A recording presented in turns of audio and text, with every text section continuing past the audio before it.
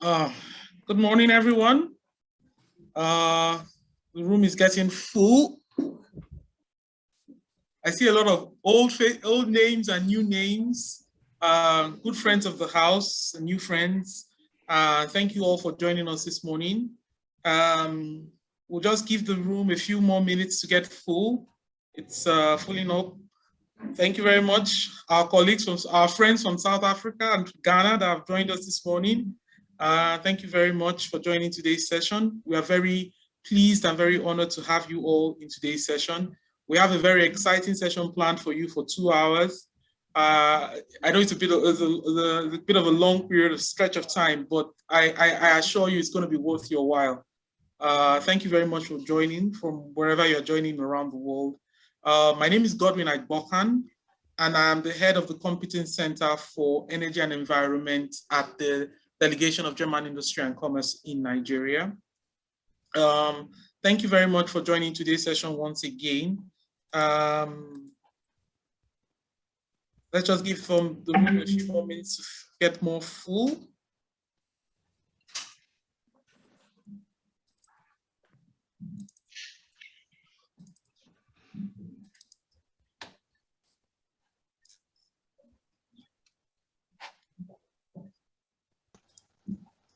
Okay, so I think this is a good number we can start with. So thank you very much, everyone, for joining today's session.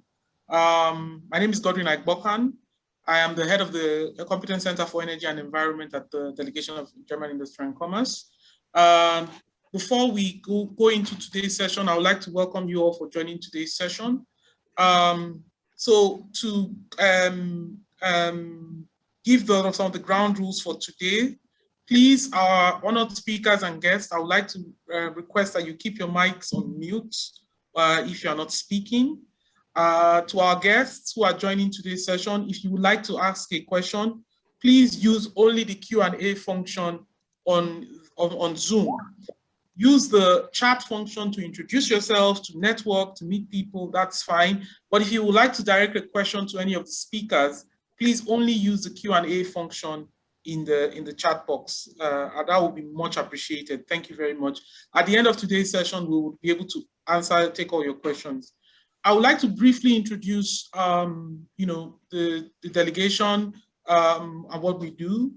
My boss, Ms. Katharina Felgenhauer, will give a proper introduction very soon. But just to let you know that we are the Delegation of German Industry and Commerce, and we are implementing this delegation trip, this virtual delegation trip, under the framework of the Export Initiative of Energy of the Federal Ministry of Economic Affairs and Energy of the Federal Republic of Germany. This virtual delegation trip is designed to happen every year in 2 parts.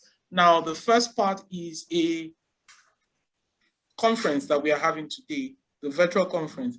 In normal times, this happens as a real life conference where everybody comes in and meets people, but we are all in strange times, and I hope we are all understanding how difficult it is right now. So after the virtual conference, the second part is business-to-business meetings. This year, the business-to-business meetings are scheduled for 4th to the 8th of October. So what that means is that you have a chance to meet all the German companies who are making presentations here today. You have a chance to meet them one-on-one in a 15-minute session where they pitch their products to you, and then you can decide if you want to do business with them and continue a relation or start a business relationship with them. Those business meetings are happening from the 4th to the 8th of October. And before the end of today's session, I will be letting you know where how you can register for the B2B meetings. I'll put the link in the chat function. So if you want to meet with any of the German companies presenting today, you can do that. Without much ado, I would like to hand over the virtual microphone to my delegates, Ms. Katharina Felgenhauer, to give you a welcome address. Kat? Thank you very much, Godwin, and good morning also to everybody from my side. My name is Kat, short for Katharina Felgenhauer. I'm the delegate of German Industry and Commerce here in Nigeria, based out of Lagos, where also Godwin is based, but we also have an office in Abuja. And I'm particularly happy to welcome all of you to today's session. As Godwin said, unfortunately, this session cannot take place as a face-to-face event. I say unfortunately because I think, like all of us, we are missing. I am on a meeting. Sorry, Limo, can you please mute your mic? Thank you. I think as all of us, we're missing the face-to-face interaction. For those who are in Nigeria, including here in Lagos, you know that we're quite busy continuing with business, including in face-to-face meetings and events. I don't want to downplay any risk, but the business is going on, which is good news for us. Unfortunately, we're not yet at the level where we can easily facilitate international delegation trips, in our case, between Germany and Nigeria. But the reason I'm so happy to see all of you is that despite these circumstances, we have managed to put together a very interesting and inspiring program. And all of us who are here today are committed to promoting business relations despite the odds that we're working with. Particular warm welcome to our delegation, our virtual delegation from Germany. We have a variety of companies that are with us today that are going to introduce themselves, but also thank you to our Nigerian partners. I'm not sure whether this is visible to everybody. We're currently over 50 people in this Zoom conference. I think that is a fantastic turnout, considering the interest in our topic today. Godwin already mentioned, today we will focus on self-supply with mini-grids in agriculture and food processing in Nigeria. And this activity kicks off a virtual delegation trip. Godwin mentioned that the B2B meetings will take place beginning of October. That being said, if you have not signed up for your individual B2B meeting, you can still do so. You can listen to the German companies that are with us today and introduce themselves, and then let us know who you would like to meet, and we will put you in touch for really individual one-on-one discussions of how you can work together. This program, not only today's program, but also the B2B meetings are supported by the German Federal Ministry for Economic Affairs and Energy. This is a program, the German Energy Solutions program, that has been running for quite some time. And here in Nigeria, the delegation of German Industry and Commerce has been one of the partners on the ground. And we're working very closely with the Renewables Academy, RENAC, in Germany, and the project development program of GIZ. This partnership has been long-standing, and we really appreciate that, again, under different circumstances, that collaboration continues to flourish and supports the bilateral business relations between Germany and Nigeria. Next to Godwin, who's heading our Competence Center, Energy and Environment, the delegation of German Industry and Commerce in Nigeria is also active in other areas, which may be something that may be interesting for you today, is that we have a dedicated competence center in agribusiness, because there's some overlaps in the applications that we may discuss or see today. And then next to it, we have departments that are focusing on skills development, on innovation and startups, and on marketing events and on business development for those who have very specific requests in terms of market information or business partner search. Again, the German Energy Solutions activity initiative fits very much into our activities, something we've been building over a long time. And I'm really looking forward to hearing from our German companies today about what they have to offer, what they try to achieve in Nigeria. I'm excited to see the interest on the Nigerian side to meet our delegation. And I also don't want to fail to acknowledge our speakers today that will be next on the agenda, who will give you insights into the situation in Nigeria, some background about the German Energy Solutions Initiative, before we then hear from the German companies. So from my side, just welcome all once again. I'm really looking forward to fruitful discussions and to constructive B2B meetings. Enjoy the session today, get some inspiration, get some information, and don't hesitate to reach out if you want to meet the German companies in individual B2B meetings. There's still time to sign up. If you have signed up already, I'm sure you are as excited as I am to dive into those individual meetings, and Godwin and the rest of our team are here to assist you. So do enjoy. I will certainly enjoy, and thanks a lot for joining. And we're really looking forward to welcoming our German guests soon, also in person, as a follow-up to the activities that we're kicking off today. Thank you very much, and do have a good conference. Thank you very much, Kat. As always, a very good introduction and welcome speech. It helps us get the ball rolling. Thank you very much, Kat. We'll move straight into our first presentation of today. It's titled An Introduction into the Energy Solutions Initiative and Energy Transition in Germany. It's going to be delivered by Mr. Christoph Wunsch of Renach AG. He's a consultant to the German Energy Solutions Initiative of the BMWI. And my partner in crime. So, Christoph, please take it away. Thanks. Yeah, thank you so much, Godwin, and also Katharina for those great welcoming words. And yeah, it's a pleasure to continue working with you also digitally. And yeah, a very good morning from Berlin on behalf of the German Federal Ministry for Economic Affairs and Energy and the Renewables Academy. My name is Christoph Wunsch, and I'm the Regional Director for the African region. In this short presentation, I'd like to introduce you to the German Energy Solutions Initiative and also set a little bit of context with the German energy transition, of which the solution is a product. The initiative is a product. So let's start with the German Energy Solutions Initiative, which has the aim to facilitate business partnerships in the field of renewables, energy efficiency technologies, smart grid and storage technologies, and most recently also power-to-X technologies. The whole initiative is based on a parliament decision from 2002 with the aims to support especially small and medium enterprises to distribute their smart and sustainable energy solutions worldwide, and by this to contribute to the international climate protection. As the German Energy Solutions Initiative, we offer information about the German energy solutions and technologies.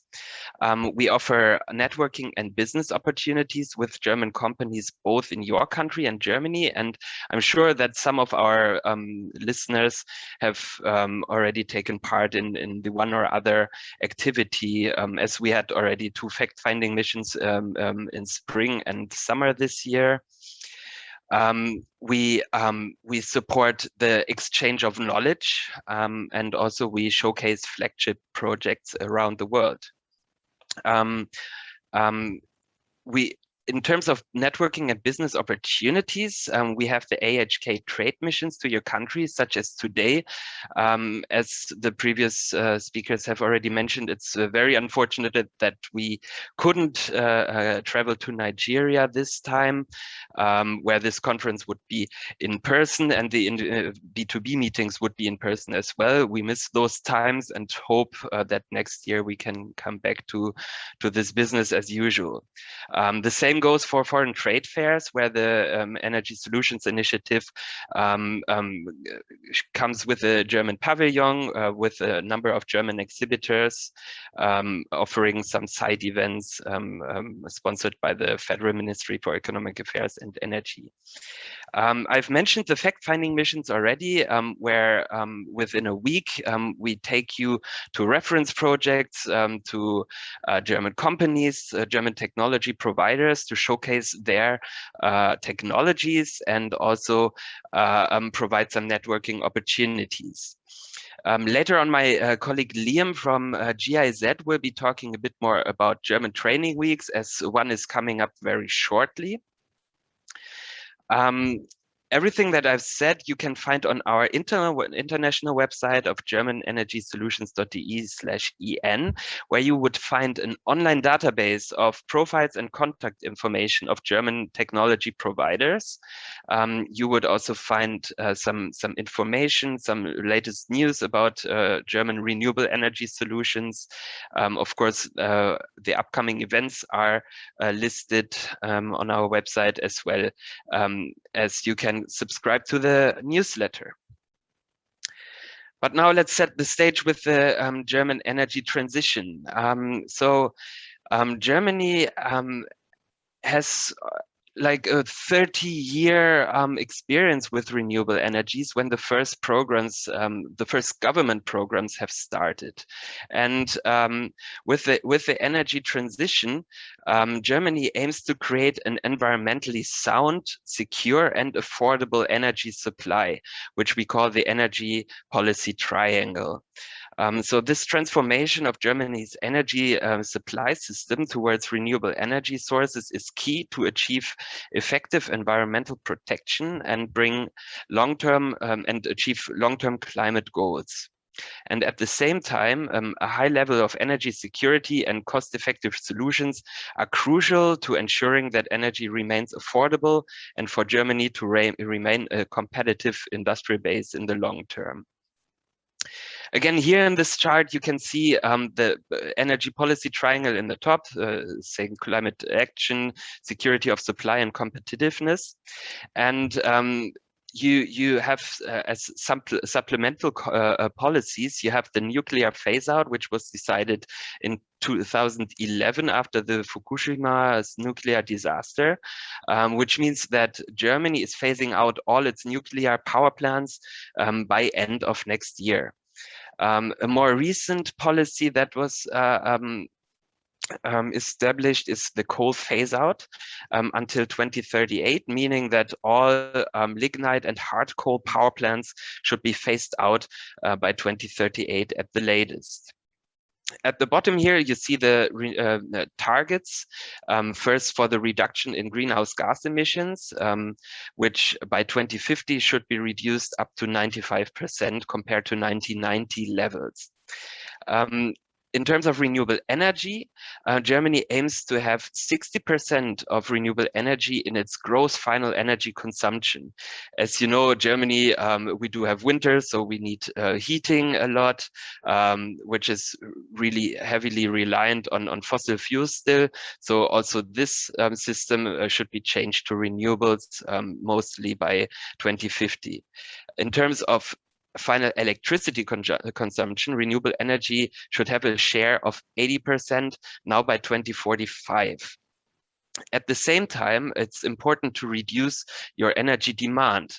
So also here, Germany has set the target of reducing its primary energy consumption itself by 50% by 2050. In this next slide, you can see some numbers from 2019, where Germany had already achieved its 2020 target of at least 35% renewables, where Germany had 40.1% renewables in its electricity mix.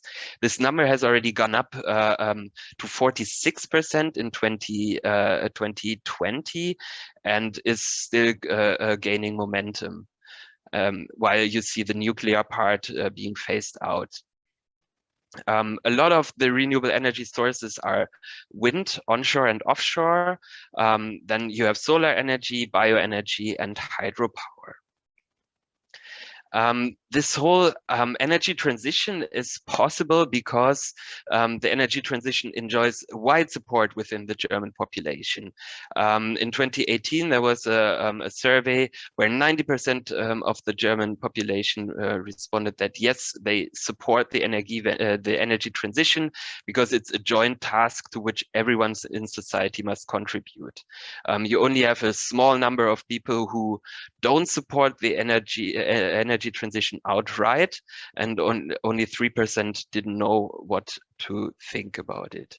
Also, you see that Germans are starting to adopt renewable energy technologies in their homes, for example, using solar thermal for heating their water or heating their houses, solar PV for providing electricity, using heat pumps. And also what's very interesting, 16% of Germans planned on purchasing electric vehicles, for example, to support the energy transition. This chart should show some macroeconomic effects of the energy transition as you trigger investments due to the decentralized nature of renewable energies. You trigger local investments, by this adding regional value. You trigger innovation as every year hundreds or even thousands of patents on renewable energies are applied for in Germany. You have positive employment effects. Right now in Germany, about 400,000 people are employed within the renewable energy sector.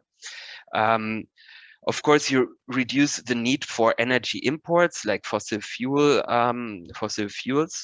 By that, you secure the supply, and as some spillover effects, basically you have environmental and health benefits by phasing out especially the fossil fuels. And that brings me already to the end of this short introduction.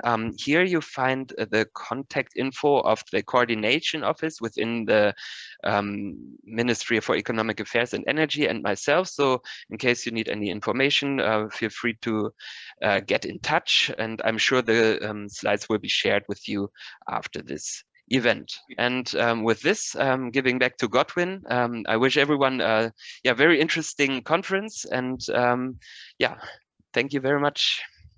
Thank you very much, Christoph. It's a very enlightening presentation. It helps us get the ball rolling. But now we want to dive into the core, the kernel of our discussion today, which is mainly the nexus between agriculture and energy, to really dive into the status of what is going on at that nexus in Nigeria. We have two very exciting and interesting speakers today. The first is Dr. Bola Asiru. Dr. Bola Asiru is the director at the Federal Institute of Industrial Research, Oshodi, and he has a presentation on the role of energy in agriculture and food processing. So Dr. Asiru, please take it away. Thank you very much.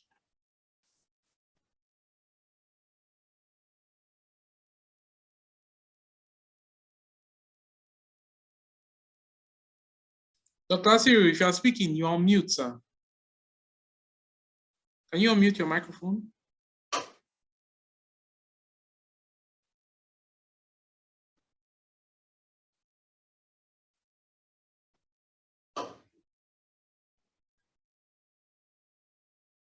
Okay.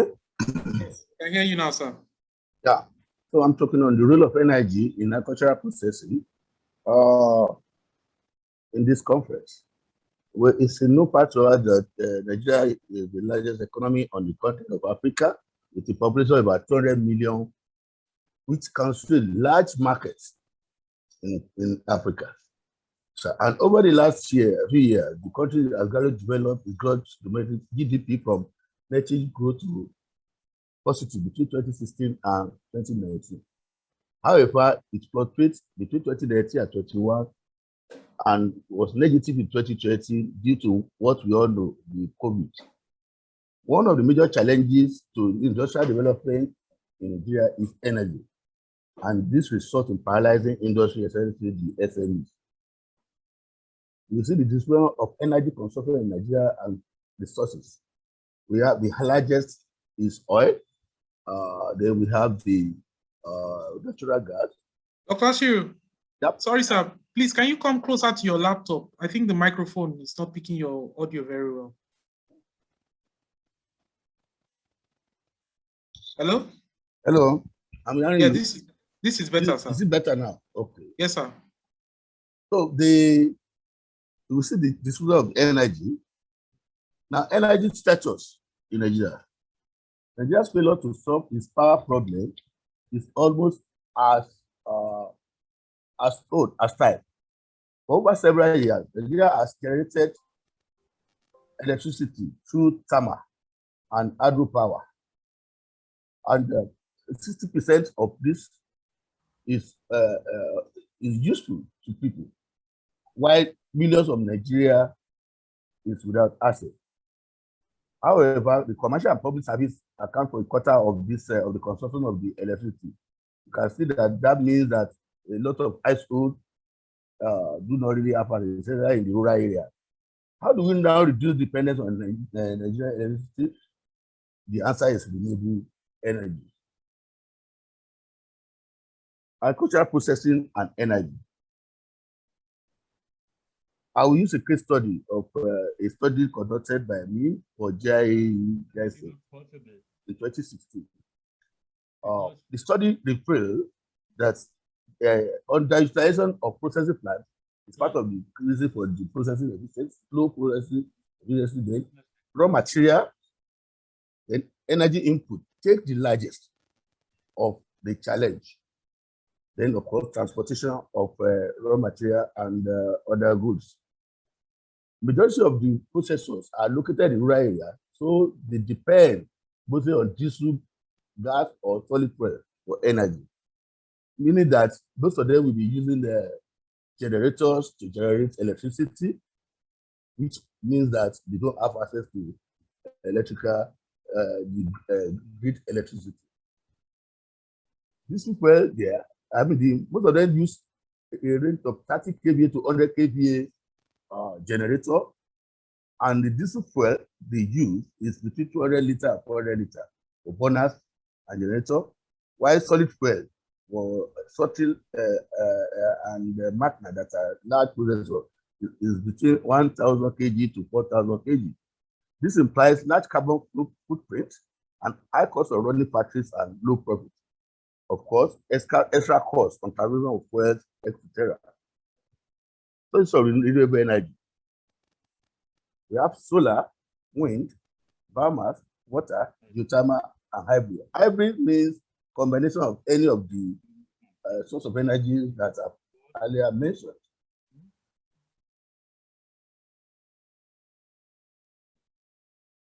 Solar energy. This is useful for irrigation, drinking water in farm settlement, water supply to livestock farm, and so on. Solar drive meant for crops and in food processing as well. Then we have solar water heating system in food processing, in slaughtering house, and so on. And for heating the house. Electrical energy for factories, equipment, operation, and machineries, and so on. Wind energy we use it to drive water pumps. It's one of the oldest sources of energy that is being practiced. We use it to pump water. We use it to process, for processing, to drive processing machine like corn milling and so on. Then we use it to produce power through dynamos and motorizers. Water. This is through turbines or hydrokinetic source. We have electrical energy or power produced, which is used in household and industrial purposes. Biomass energy. This is used to generate biogas and is used to power boilers. Use agro waste to power boilers, and we can produce biodiesel from this biogas by pyrolysis or produce ethanol from the agro waste. Of course, this results in what we call combined heat and power generation. Then geothermal. You can use it to produce electrical, and you can use it for heating in household and industry. Renewable energy in agricultural value chain through experience. Kuro has worked with a number of partners to produce devices that can generate power. The first is what we did in collaboration with Pyrogenesis Limited in UK, who sponsored the design and fabrication of a 20 kVA steel turbine, which was done by Pyro. This was meant to supply electrical energy for industrial use. You see the turbine. We have a 5-stage split setting, steam inlet, and the 20 kVA alternator. Another experience we had is on the mobile cassava processing truck. This was done in collaboration with IOM and Lapita Life, a 40-ton truck equipped with cassava grater, automatic hydraulic press, 2 kVA diesel generator, and 10 kVA solar power system. This was meant to be used as a mobile factory on the farm. You can see the view, the design, and of course the real truck, which was built. You can see the equipment at one side, and then you have the generator and the solar system. I mean, solar panel, and then of course the controller and the batteries at the back here. Hello, Dr. Asiru. You have 5 Yes. minutes, sir. Okay.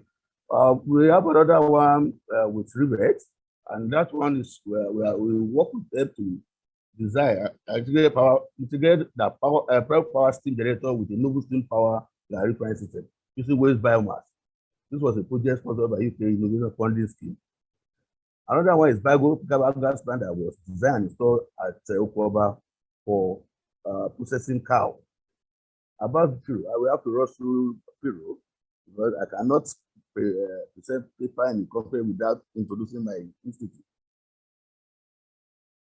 Our mission is to become the foremost center of excellence for industrial research and development. And of course, we have mandates on agro-allied processing, food and agro-allied processing, packaging and product design, pulp and paper processing, and equipment prototype design. Firo focus on combination of market-ready innovative food product process and equipment, and focus on building up a registry of new products, techniques, and equipment application innovation. And we also focus on strengthening internal capacity. We have R&D products from seeds, semi-style soup mixes, oil seed processing, food processing, tomato processing, cassava processing, and these are some of our equipment that we have fabricated. We have yam slicer, yam paruela.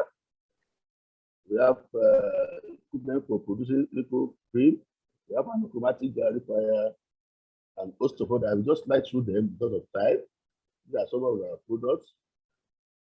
This is mobile cassava processing innovation that is developed for rural area. And they will work with IITA to develop the mobile cassava truck that can be a mobile factory on the farm. And we have partners with National Cassava Processor and Marketer Association, Agricultural Machinery and Equipment Fabrication Association of Nigeria, those are Cassava Stakeholders of Nigeria, Green Innovation Project, Cassava Added Value for Africa 1 and 2, and large-scale cassava manufacturers. We work with large, medium, and scale enterprises. Conclusion. One of the major constraints facing industrial development in Nigeria is energy, especially in the agricultural sector. The current major source of energy is expensive and scarce in rural areas, especially in rural areas. And renewable energy is the solution in Nigeria. Thank you. Thank you very much, Dr. Asiru, for your presentation. I would say from my experience, it's a shame that we didn't have enough time to allow you really do a really deep dive into some of the things that you have done in Firo that is really relevant for this audience, especially for our German colleagues, our German partners who are here today. Firo is opening to working and partnering with German companies who would want to maybe support them in the research and development to scale up some of the innovations that they have done, especially from the energy component. So it will be interesting if you are interested to reach out to Dr. Asiru, to reach out to him and find out what they are doing and how you can help and how you can collaborate together to get some of their innovations really optimized for the market. So thank you, Dr. Asiru. So we move on to our next presentation. It will be delivered by Dr. Kabir Salihu. He's currently the Special Advisor to the Executive Director of the Rural Electrification Fund at the Rural Electrification Agency. Dr. Salihu, are you here?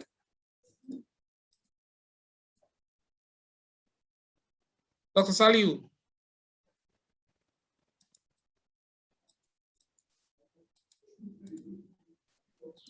Yeah, good morning, everyone. I'm here at the Godwin. How are you doing this morning? Fine, thank you. Fine, thank you. I think you are having some challenges with your network. The network is a bit poor. So if it's okay, then maybe okay, I think I'm going to switch off my. Yeah. All right, can you hear me better now? Yes.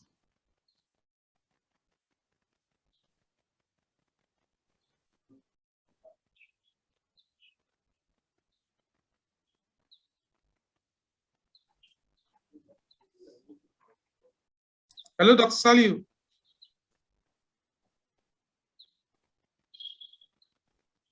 Yes, sorry, can you confirm if you can see my screen? Not yet.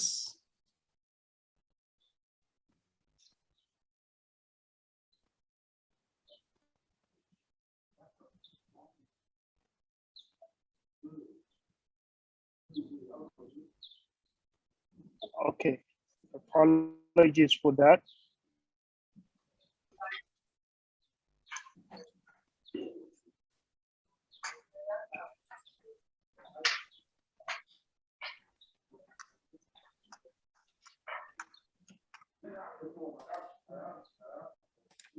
What about now? Can you see it?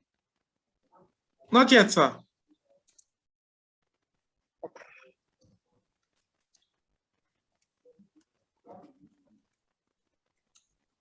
Ah, yeah. It is up. Yes, it's up now. All right, apologies for that. Good morning, everyone. Sorry, due to bandwidth reason, I won't be able to show my video.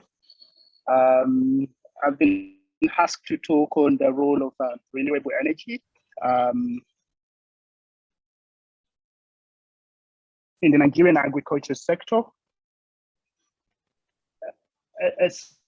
Essentially, in Nigeria, unreliable central grid system hinders the productivity, profitability, and growth of businesses, particularly for MSMEs.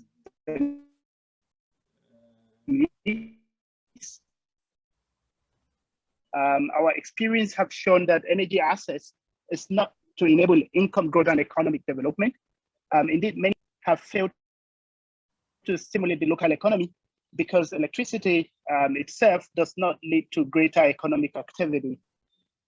This is not to say that improving access is not important, but to ensure that investment in rural electrification succeed in growing local economies, electricity must be used productively. This will allow communities to access greater productivity, as well as improve the quality of life through lighting, healthcare, education, information, and other amenities usually associated with electricity access. Agriculture in itself represents a significant component of the Nigerian economy, particularly in rural areas where electrification efforts are key. As Nigerian agriculture exports have recently fallen, there is a need to improve production efficiency and enhance sector growth.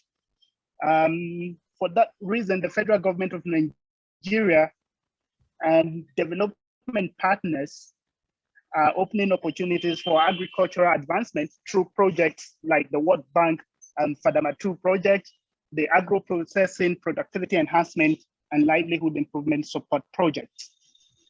However, the challenges of rural agro-processing are vast and rely on external support, including both from electrification, education, and financial partners.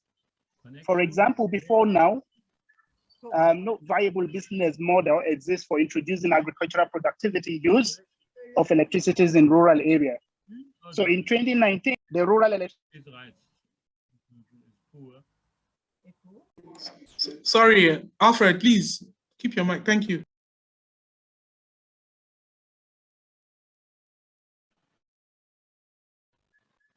Can you hear me? Yes, we can hear you. Go on. All right. So in 2019, the Rural Electrification Agency held a workshop titled the Energy Agri Nexus to bring together key players to begin the discussion on this issue. One of the key, from expert consultation, one of the key decisions there was that we realized that coordination between the different stakeholders in the agriculture sector is important to move forward. So what we did was to start to think around the key challenges that affect the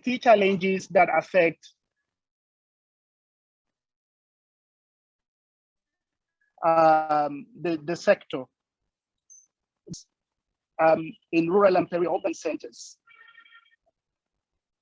One of the key one is the lack of vetted high quality electric agricultural appliances that meet users' need. And there is also the case of lack of awareness of best practices appliance, availability and economic opportunity of electrifying value chain activities. We also are hampered by the limited financial sector expertise to evaluate risk and fund investment in productive use. And of course, an important part of the story at that workshop was the lack of coordination and collaboration across energy and agriculture sector. This coordination, while a somewhat obvious solution, requires some sort of massive scale. So in 2020, the agency in collaboration with development partners started to develop a program termed the Energizing Agriculture Program.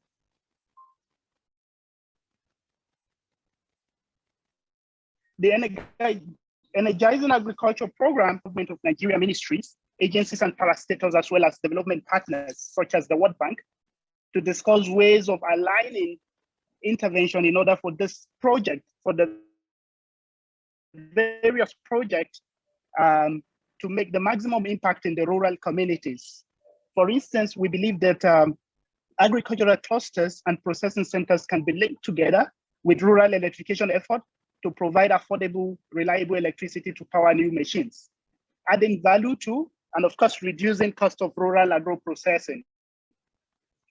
Under this program, various scenarios that will involve a multi-stakeholder collaboration on each activity would be explored.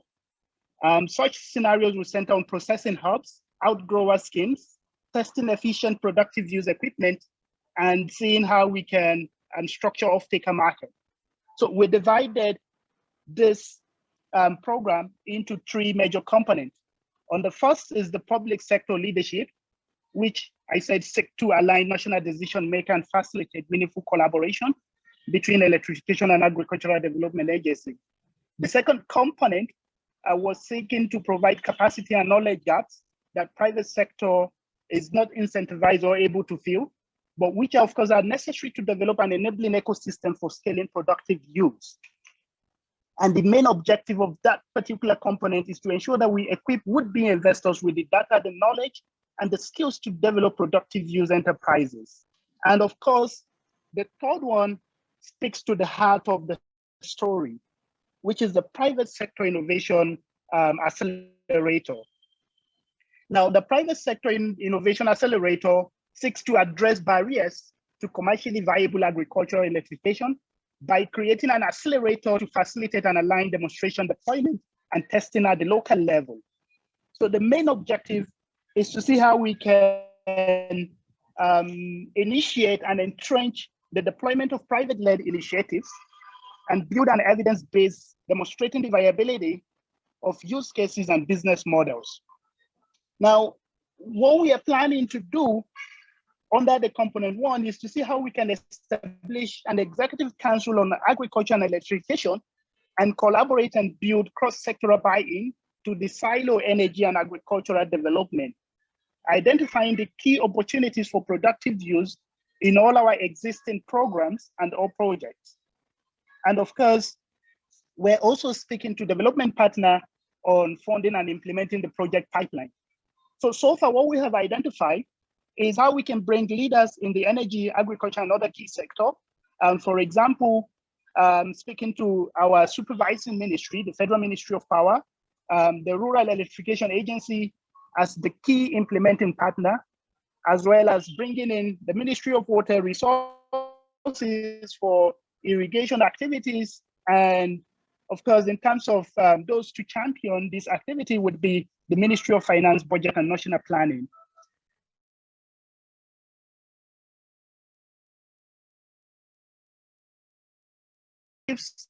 and long-term immediate objective. The component 2, which of course speaks to addressing investor need for awareness raising and capacity building to replicate and scale productive uses. We seek to develop a central data repository to identify productive use opportunities and guide investment. Other activities and output would depend heavily on the finding of what we intend to do in component 3, which is the Accelerator Project. In the Accelerator Project, we seek to introduce what we call shepherd projects through the challenges of implementation in early stage market, and thereby creating impact in communities while providing the needed tools for the market to scale. We've also, at this particular stage, identified vetted end users, proven business model and effective strategies to replicate this productive use throughout Nigeria. And as we are planning to ensure that we appropriately implement these programs, we're also seeking to establish a community of practice for knowledge sharing and create a space for cross-pollination to propose innovative approaches for productive uses. So these are the framework upon which the Energizing Agriculture Project is seeking to enhance. So what we're seeking to do is first, let's see how we can do this cross-sectoral convening of leadership, both national level actors, private sectors, grassroots level actors, and then apply criteria to define suitable implementation modalities for this project. Like, for example, the implementation modality Sorry, Dr. Salihu. Public sector leadership that we seek to create. Yeah. Dr. Salihu, you have 3 more minutes. Sorry, sir.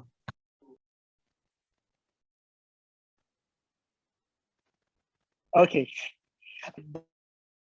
Dive into the various components and how we intend to, but these essentially are the program activities that we've sought to implement. Now, the way we intend to approach this is, for example, suppose we want to create an accelerator cohort alpha team. We intend to see how, for example, we can test the basic machineries produced by Dr. Bola Asero, testing in West Nigeria. So we divide the implementing team into different cohorts, and we give them some tasks to do. And we want them to show how the electric rice milling, for example, or the cassava milling machine that he has shown to us is profitable for millers and mini-grid.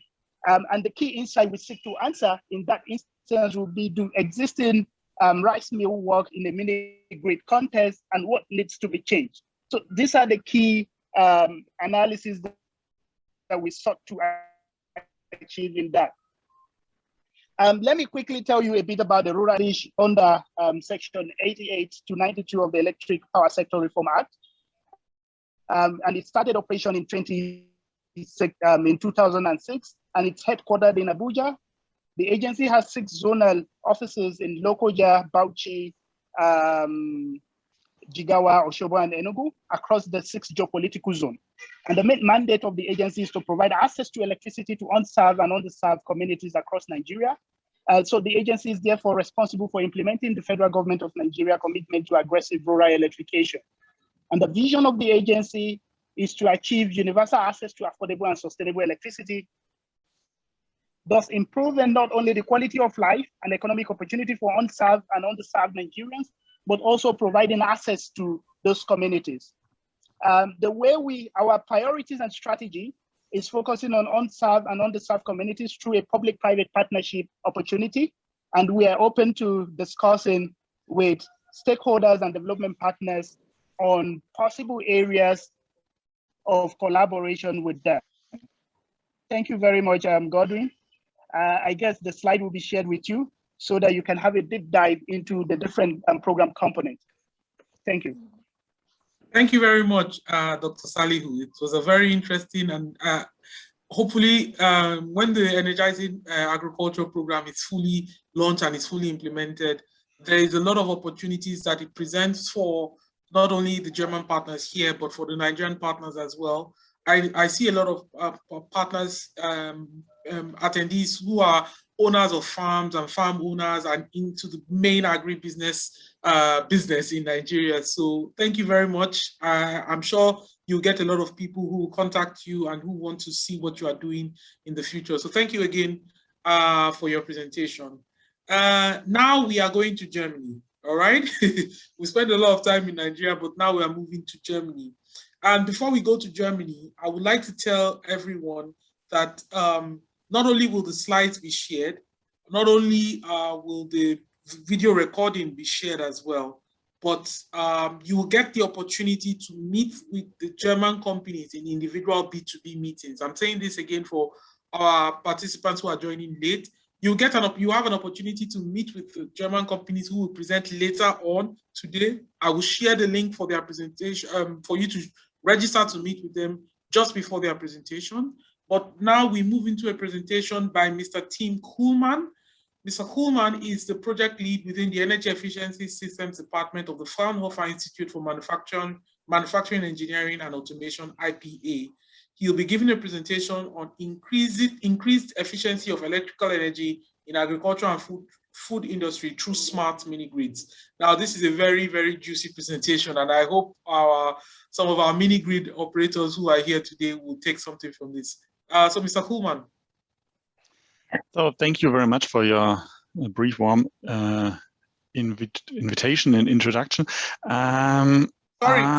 Sorry, Mr. Kuhlmann, before you start, Dr. Salihu, please, can you stop sharing your presentation? That's right, the problem, because I again start sharing my presentation when this sharing stopped.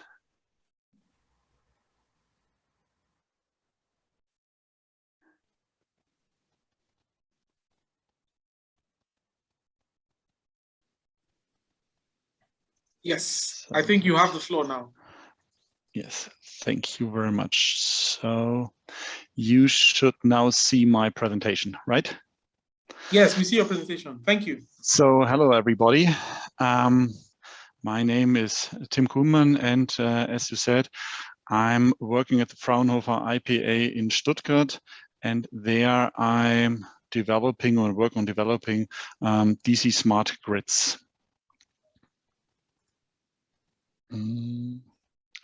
So just some few words about me.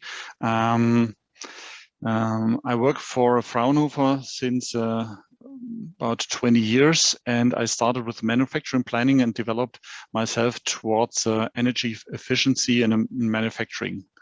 Since about 6 years, I work on DC grids in industrial applications as a chance to change from traditional AC supply to a future-oriented DC supply. And today, that's a topic I want to tell you something about DC grids, DC mini grids, and the difference between AC and DC grids, and why it is a good idea and a good opportunity for you to just start right and start investing in DC mini grids. When I look onto mini grids and off-grids applications, I came up with a picture that quite looks like this. You have different energy sources, like these solar fields or maybe a windmill, and all these are producing the energy for your off-grid mini grid.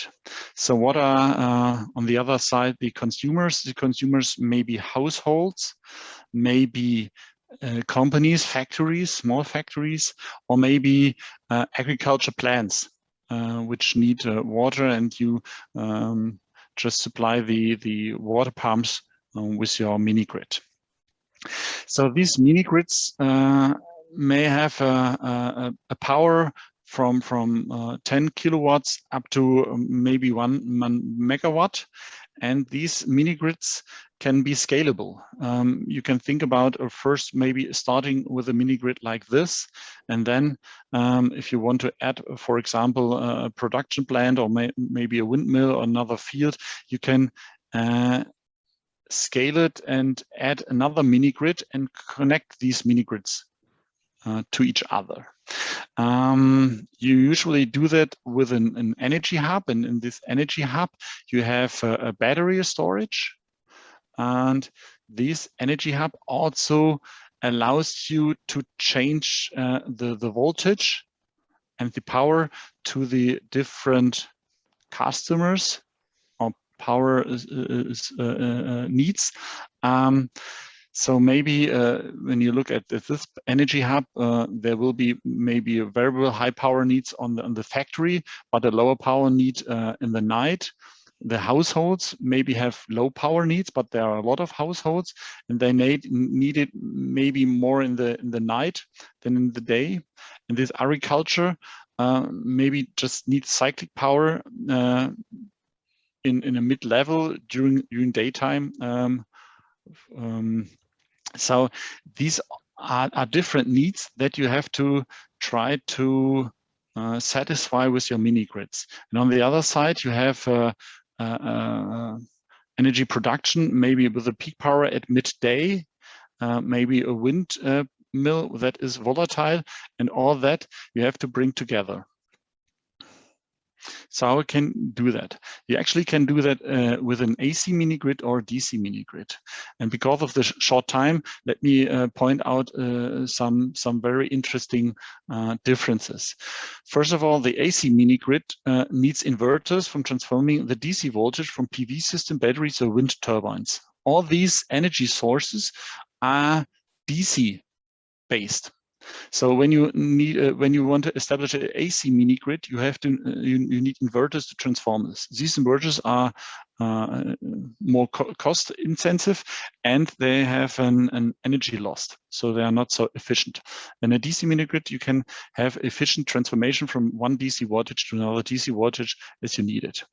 You need less wires or conductors in the system, because AC grids are usually 4 or 5 conductor systems, where a DC grid is only a 3 conductor systems.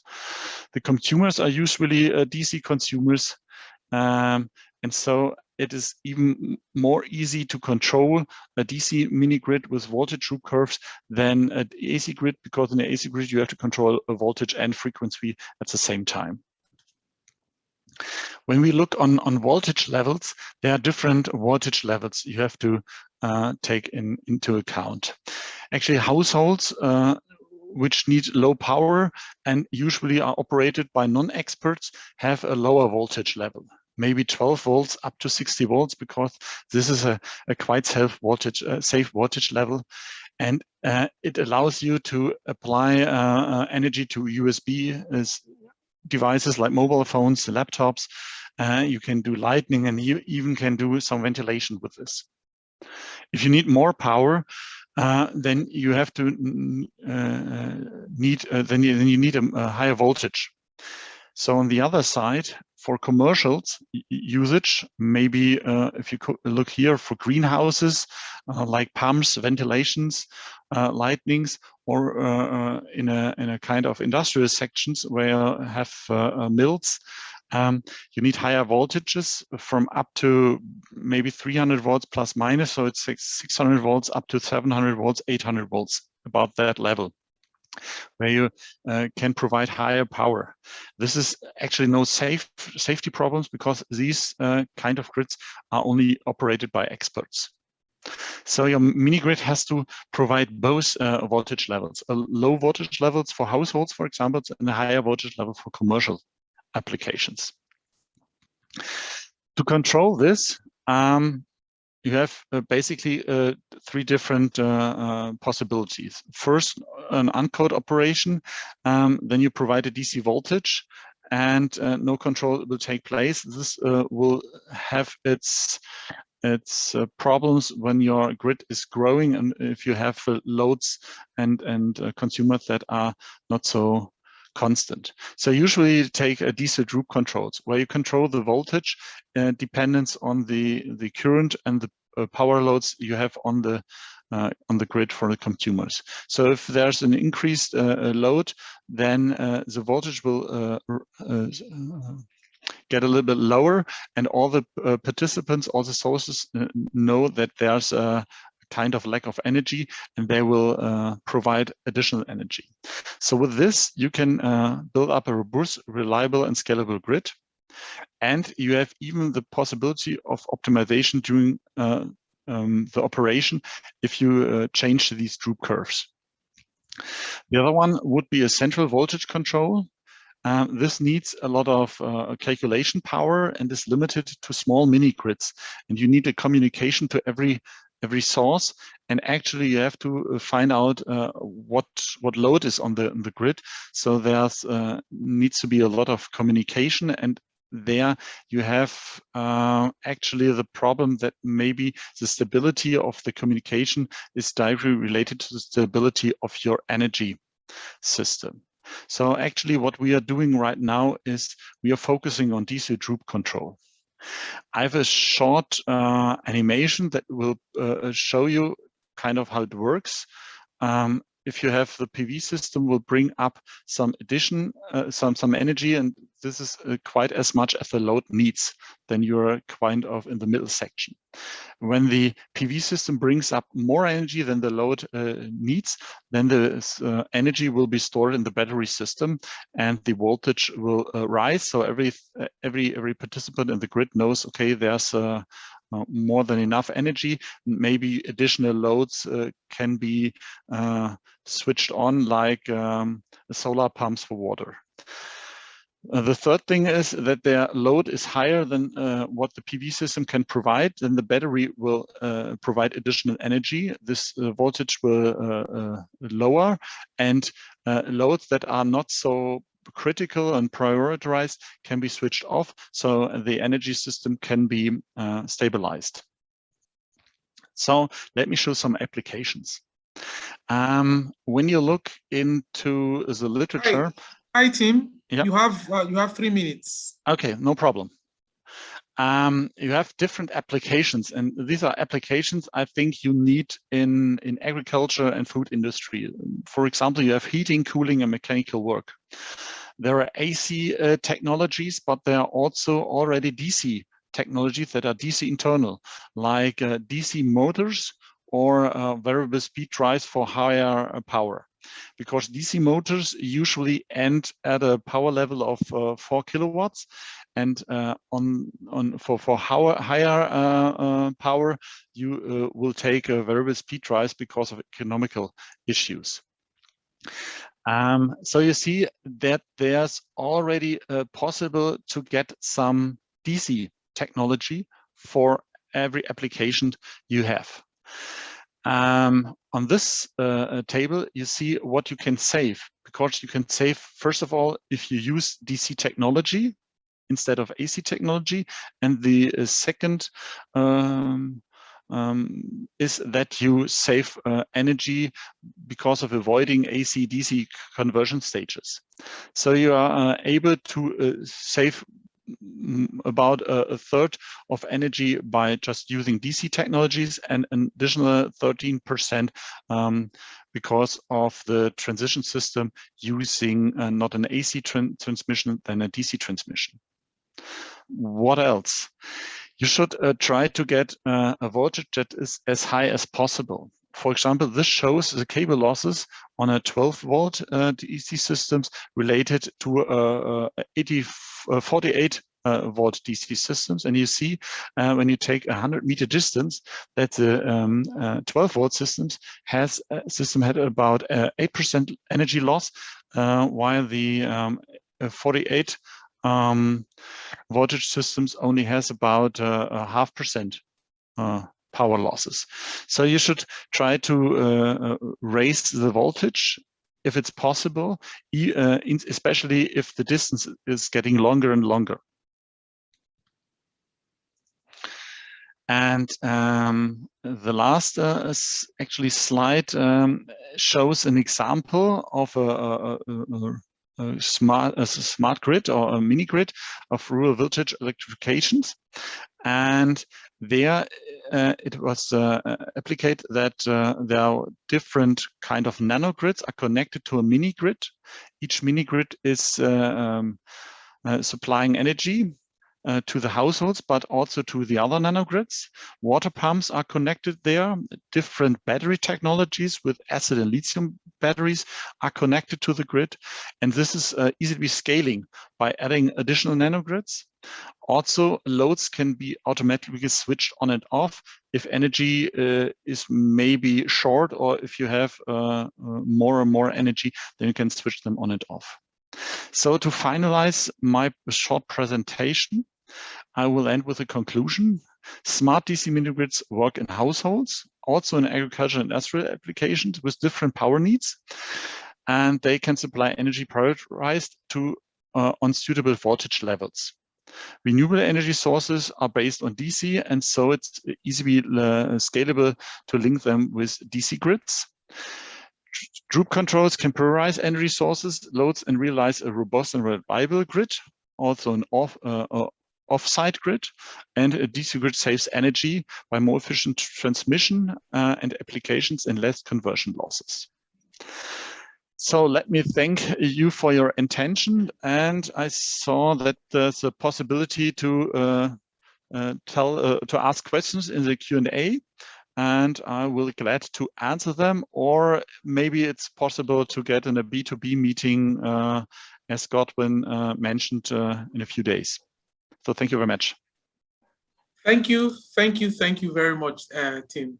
I don't know if everyone got what he was saying, because what Tim was actually presenting for me is the adequate solution for the mini-grid sector in Nigeria. Nigeria has a plan to do 10,000 mini-grids by 2023. And almost every mini-grid that is currently being planned is an AC mini-grid.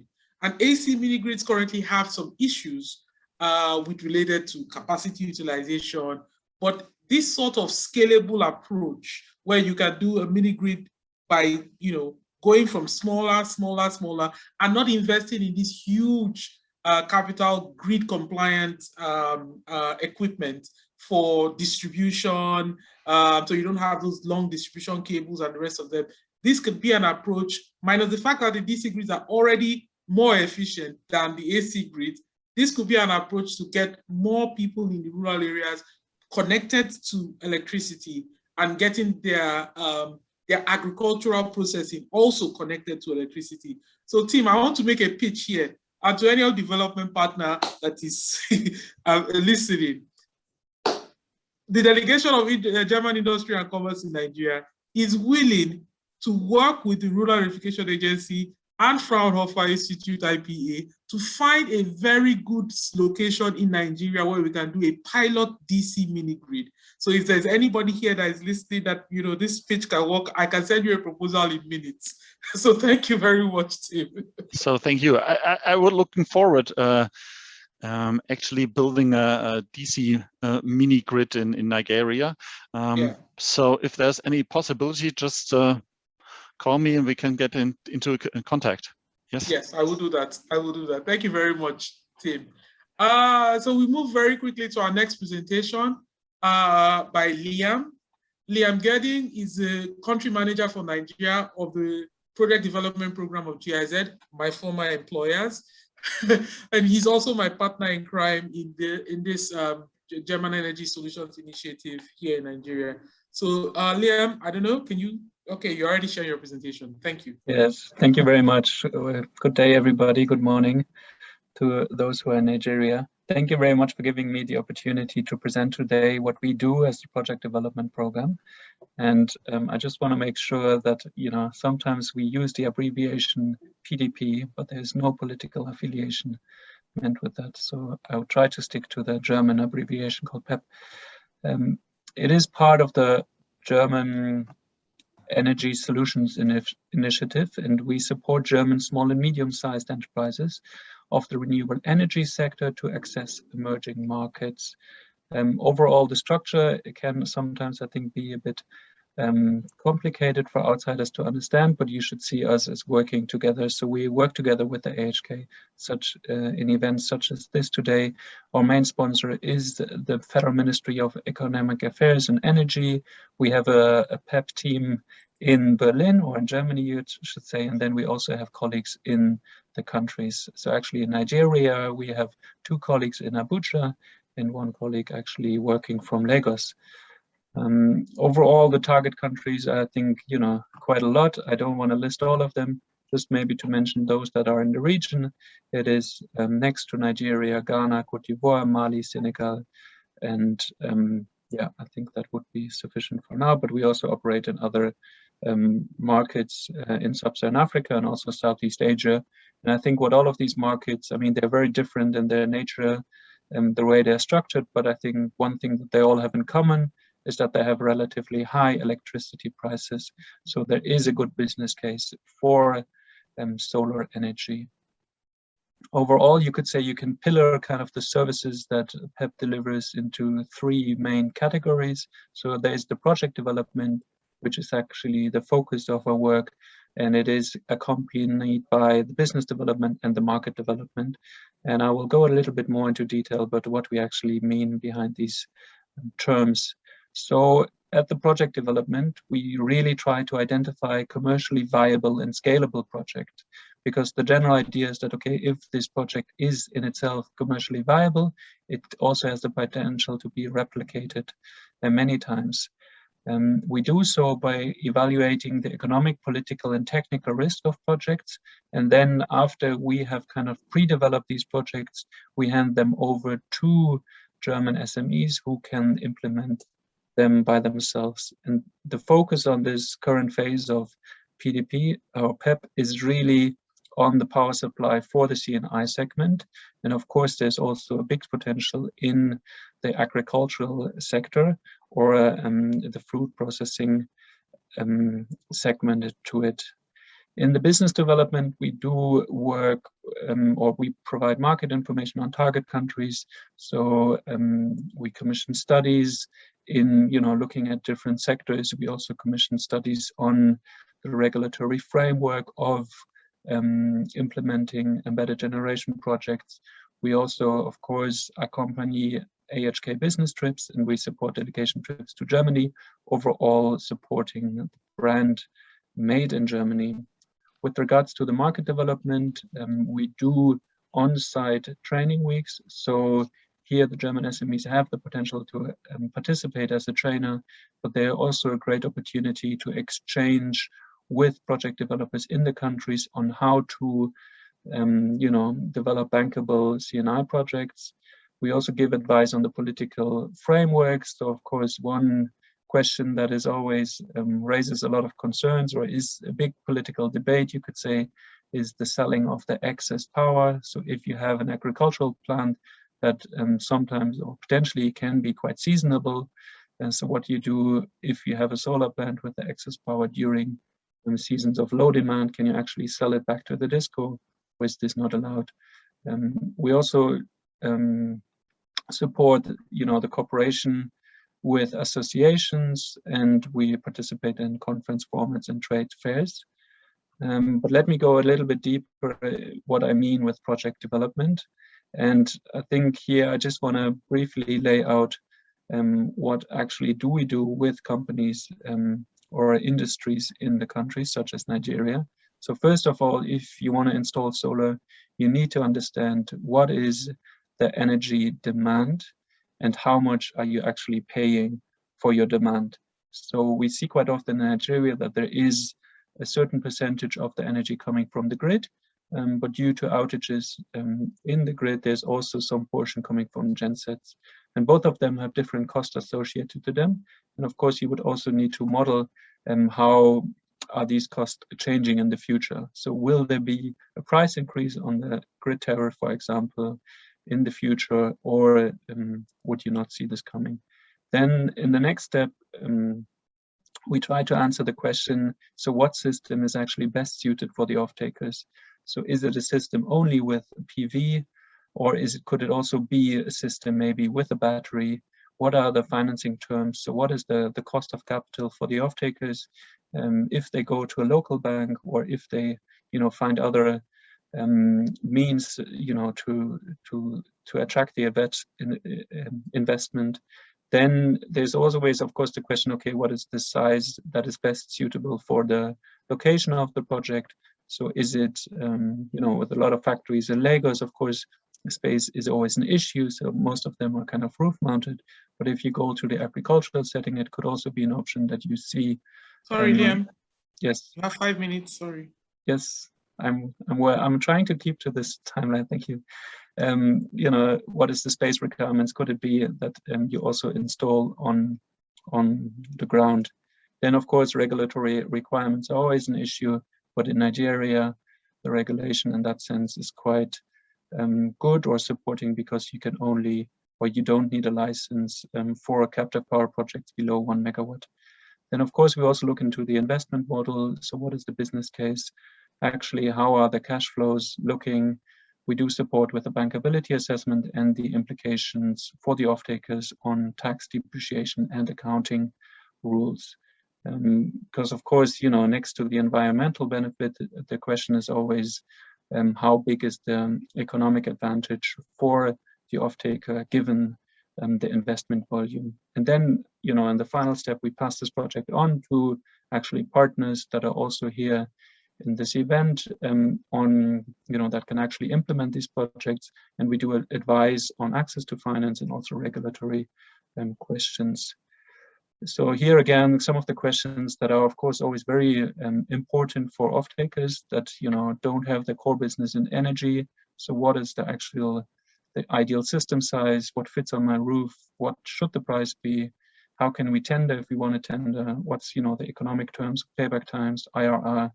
How can we compare offers? All of these kind of questions we provide answers to. And just maybe to briefly go into some of the projects that have been implemented already, or that our partners have implemented with our support. So maybe just to highlight two of them. There's one actually in Abuja at the NCDC lab in Abuja, and then we recently commissioned the one, or Daystar has commissioned the 800 kilowatt peak system at UAC Dairies. Just as I mentioned before, we have two colleagues, or actually there's two colleagues sitting in Abuja. One is Benjamin Barker, and then we also have Esther, who is in Lagos. And this would be all. I'm looking forward to your question. Thank you very much. Back to you, Godwin. Thanks a lot, Liam. Very grateful for you keeping it to time. Thank you very much. Okay, everyone. We're going into the main kernel for today's session, which is the company presentations. Like I said, everyone will have the opportunity to meet with these companies that are going to give the presentations now. Each company will present for 5 minutes. I know it's a lot of time, but please try and pay attention to what the companies are saying. And then I will also try and encourage the companies to always end all their presentations with a bit of an introduction on the kind of companies they are looking to partner with in Nigeria. So we start with our first company, 2G Station for Africa, that will be presented by Mr. Jürgen Ophai.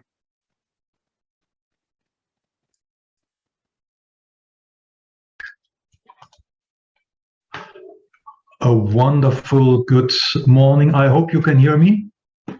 Yes, we can hear you fine. And can you see my screen? Yes, we can see your screen fine. Thank you. Perfect. Okay, fine, cool. So let's start. I heard that I have only 5 minutes to do my presentation.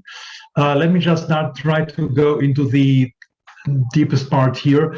2G, which I'm representing, 2G Energy AG, is a German company specialized in gas generators since 1995, with the starting of the German Energiewende and with the starting of the decentralized power generation.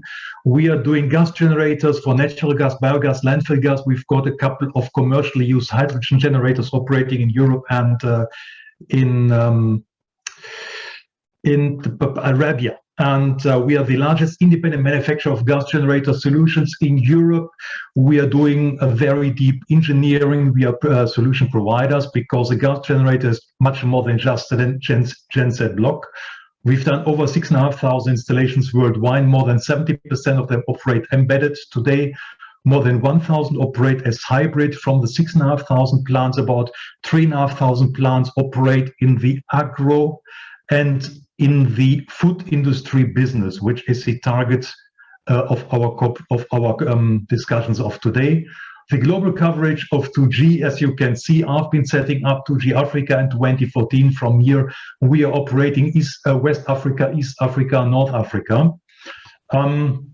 I've done several presentations already, including 2019, a hybrid presentation for Godwin already for the AHK. Sorry? Please, I would like to encourage our panelists to keep their mics on mute, please. Thank you. Okay. Gas generators, basically, we are working with different engine blocks from all the different generators. We're working on relatively small engine blocks, and we are working as well on larger engine blocks like Gembakas, MWMs, MTUs. So we are in Europe, belong to the biggest customers of all three engine block manufacturers.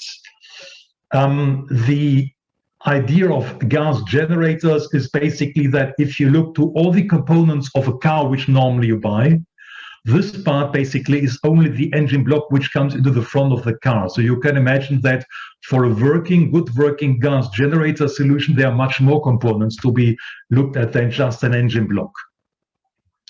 The reasons for changing into gas generators on the natural gas side obviously is cutting down the fuel expenses by 60–70% or more, cutting down greenhouse gas emissions by over 50%, and additionally as well start trying to use waste heat recovery applications or combined heat and power applications where you're basically using as well the heat from a gas generator.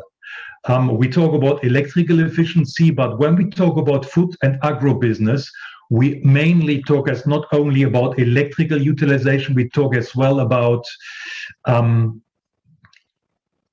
energy, which, for example, leaves the generator. Jürgen, you have 1 minute. Oh, 1 minute, we have to speed up, yeah? So we talk about basically heat utilization. 5 minutes is really short. Godwin. So this is an application from a food industry we did, which comprises of a steam boiler, hot water utilization, chilling. We talk about how to use exhaust gas, how to use chilling, and especially for installations in the food business on the captive side, we talk about coping with large load spikes and load drops in the industry of nearly 40% for gas engines. And we talk about operating on wide operational ranges with special technologies.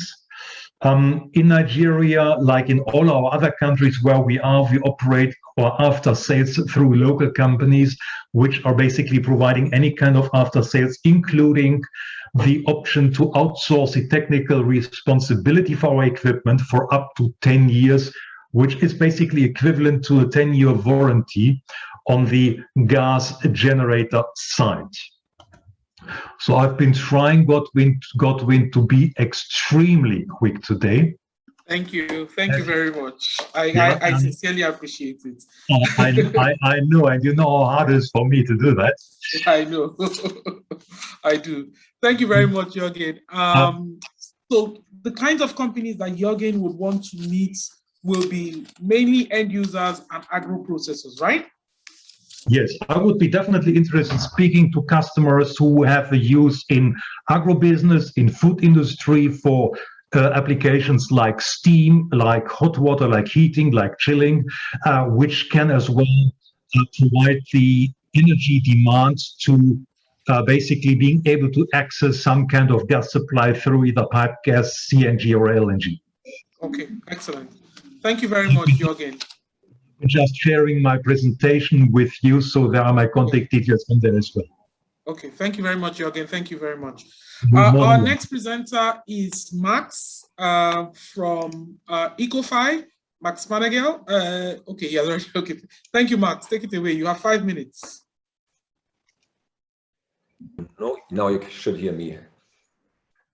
Good. Yes, we can hear you. The presentation. Yeah, I know 5 minutes is very tough. So greetings to Nigeria. I'm happy to be presenting today our company Ecofy, and I will just rush through this. So what we do remote monitoring and control solutions for solar and water supply systems especially in rural areas. So we are based in Karlsruhe, which is in the southern part of Germany, but our main focus is on sub-Saharan Africa. And up to now, we have running projects in 10 countries, and it's growing very fast. So right now we have more projects coming up in 8 new countries, for example, also Nigeria, where we are planning to do some projects soon.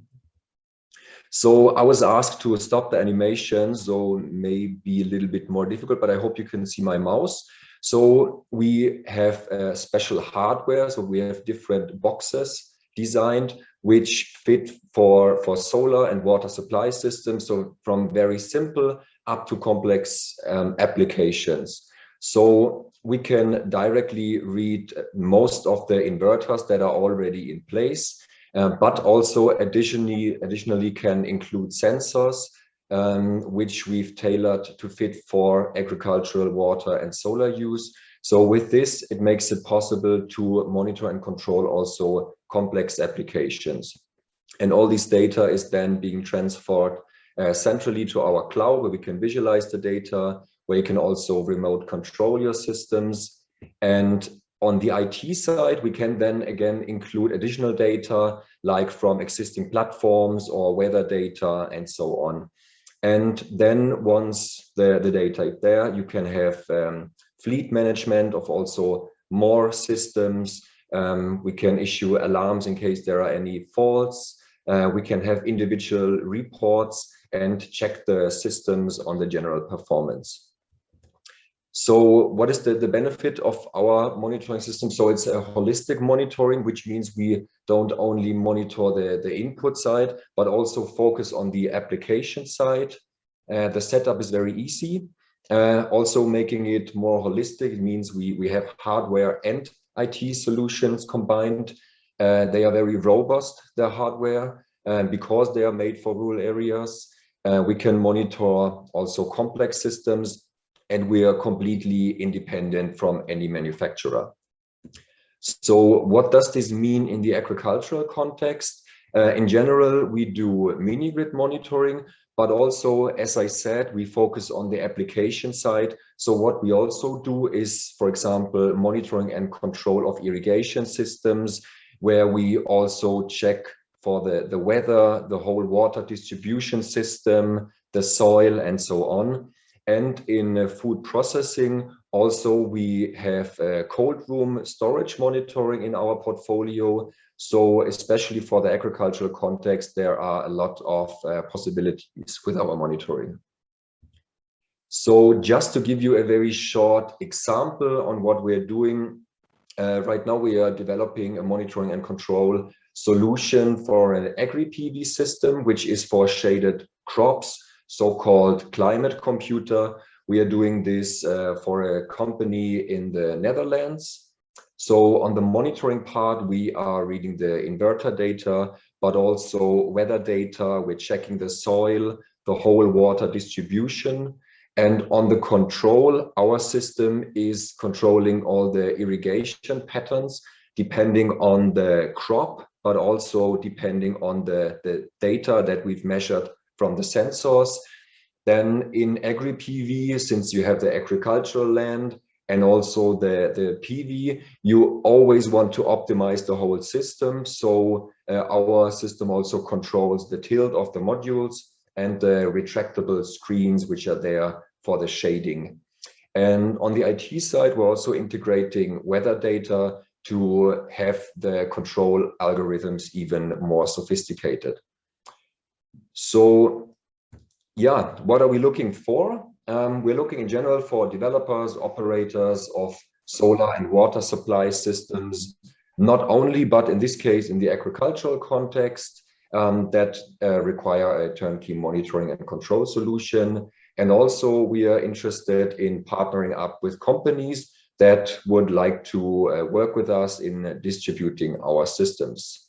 So thank you very much. I will also share this presentation where you have all our contact details. Okay, thank you very much, Max. It was a very interesting presentation. Our next presentation is from Empony. And Marco, will you be giving the presentation? Yeah, sure. I think that's going to start now. Can you see the screen there? It's coming up. Thank you. Yeah, it's up. Yeah, you have 5 Excellent. minutes. Goodwin, I will rush. Yeah, that's my promise. So the Empony is a company that is located in west of Germany, and we are very busy already. Have been very busy for many years in the sub-Saharan area. We actually our roots coming from India, yeah, where we have lots of experience there with the harsh environments and specific electronic solutions for this kind of aggressive climate and specific needs for the companies. Yeah, we have basically 4 main groups of products. So one is our solar module integrated battery charger technology. So that's a very essential way to provide energy and to charge standard 12 volt, 24 volt, 36, 48 volt batteries. So it's an integrated solution. I'm going to talk about that. We have a very big family of solar direct drives. So this is converting the power from the panels directly into the power of a motor that you can see here on the right side. Of course, water pumping solution. It's one of the application fields, but we have developed complete drive kits here that for specific machines that they can make them immediately off grid, which means we can replace the existing low efficiency motors with something we can use immediately with a PV field in a power range up to 1.5 kilowatts. Yeah, that is a solution based for the last mile management. Yeah, that is a solution that we see very frequently in the field. So you have a panel, a charger, and a battery. The charger typically is open frame style, so it is very susceptible. It's very dangerous here for humidity and kind of dust. It has not a long lifetime. So what we have done is we have developed special electronics here that fits into many panels. We are working with panel manufacturers here to provide solar battery charge controllers that are already integrated into the junction box on the back side of the panel. And we can easily just connect that. That means we have less cabling, less difficulties or less problems to connect cables, less screws to fix, less parts here that can create trouble. And as one of our latest members here, let's say for the 12, 24 volt range, we have developed here in a standard industrial case. It's a highly robust IP65 industrial lighting solution that works with standard LEDs to 12, 24 volts. So that gives, let's say, to the low power range, let's say a complete set of solutions for charging and also consuming or creating light here. Yeah, the bigger family that we have is solar direct drives. That is, as I said, it's a solution that is highly robust. It's a passively cooled drive. It has GSM monitoring. It works with pay-as-you-go solutions here. So we are already listed here at PayGops. We are also approaching others here, and we are, let's say, very short to have some more listings here with other companies. Very important. This solution, we have remote monitoring already included as an option. We have geolocation information available, which means we can ask where's the unit located. Typically, one of the standard applications we see here, we have a panel array. We feed the DC panel into the drive that is connected to the network as an option here, and drives the motor to pump the water, to fill a tank, maybe to detect level switches. Can run fully automatically and so on. So that's a complete solution that we have here with the solar direct drive with different power ranges. And in the individual session, we can do a live demonstration. So you can take control with your GSM mobile phone to our drive here and can control our test drive here in Düsseldorf and can play with that. Yeah, we can have this. You have 1 more minute. Yes, I'm rushing. Yeah, remote monitoring system. Yeah, so we can talk to the drive. Yeah, and solutions here for drip irrigation. We're seeing water pumping is very important, but never forget, water is a very scarce good. Yeah, we have to really preserve that and use it very efficiently, not to waste it. So we have developed here direct pressure control solutions along with our solar direct drive to directly feed into fields to keep the power constant here. We have solutions for productive use, complete solutions, drive kits based on a motor and a solar direct drive.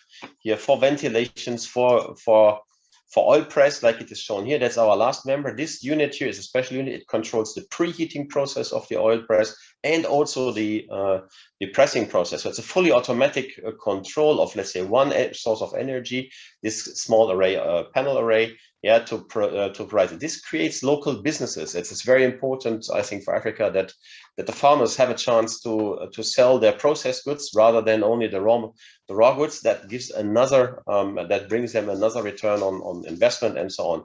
Of course, all these things are pay as you go. We have complete irrigation solutions here. Yeah, so complete kits consisting of even the water gun, the sprinkler here. And that, depending on what you need, we can solve that. Many examples in India, in Yemen, yeah, Serbia. So you can find all our drives all over the world. Here, the full range from 375 watt, 5.5 kilowatt, lots of solutions for pumping. Yeah, low cost. We have a solution that we develop our own motors with a partner together, so we can always apply a minimum quantity of PV panels along with the drive. What we are looking for is, that's my last slide, Gottfried, I'm very sorry, I'm stretching my time here.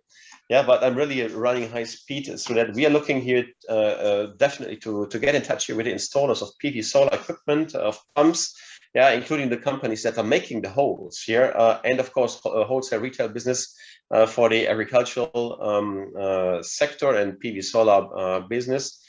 Farmers cooperatives, and of course pay-as-you-go distributors, because sometimes equipment is a little bit expensive. It has a very high durability. It has a very high reliability, because what we sell is made in Germany. But you can share that through pay-as-you-go and these kind of approaches that it's very well known. And I'd like to encourage you. Yeah, we sell you a sample order of one piece. I understand people must test that. We will support you with that. Thank you very much, Goodwin. It was a bit speedy. Thank you. Okay, thank you very much, Marco. I hope everyone got what Marco said. There are some really interesting, cool innovations that Empony is doing, and I hope you all click on the link that I've just shared on the chat function and see if you can book a meeting with Marco. The next company to present is Off Grid Europe, and Alan McKnight will be giving the presentation. Yes, hello, Godwin. One sec. Right, can you see my screen now? Yes, we can see your screen, but if you can come closer to your laptop, it will be great. Okay, great. So, all right, 5 minutes. My name is Alan McKnight. I'm the head of commercial at Off Grid Europe, and we are an EPC that builds containerized systems and ships them across the road. So, the next 5 minutes, I'll quickly give you a bit more details about our company, but also how we work with on the food processing side of things, and also our go-to-market in Nigeria. So, to give you a quick bit of background, we're based in Germany. We've been based there since 2013. And last year we opened up our first office outside of Europe, and that's in Dakar, Senegal. So now we've got about 50 employees across the world. And so we're focusing mainly on sub-Saharan Africa. So in terms of solutions, we, as I mentioned, we're a containerized system provider, and these fall into 3 categories. So the solar and storage, which is 48-volt systems, with the SMA, Victron, Hopica, BYD batteries, that type of system. Then we go into the enterprise storage systems, which are the high voltage. So the benefit with the high voltage is that this is more aimed at the C&I space. So with the storage systems, it'll be for companies wanting to move away. Sorry, Alan. Your voice is quite low. Please, is there a way you can increase? Because you actually have very interesting solutions. Please. Okay, yeah. Okay, I'll try and shout at the computer. And then we've got the productive use as well, which these are also high voltage systems, or 800 volt DC, but the benefit is that they can take a much smaller footprint. So which allows us to put other equipment into the containers, as you can see there. So this is our solar oxygen solution. So what kind of binds all of these solutions together is these are deployed to places where they need a very reliable, always on system. So this includes, say, an airport in Papua New Guinea. We've got mining operations in Mali, hospitals in northern Nigeria. There's lots of petrol stations. And most recently, there's a big project that we're doing in Senegal for electrifying 120 villages using these containers. So the big thing that really binds all these also together is just really in the quality side of things. So they're made in Germany using German master electricians. We're close to our suppliers, only dealing with tier 1 products.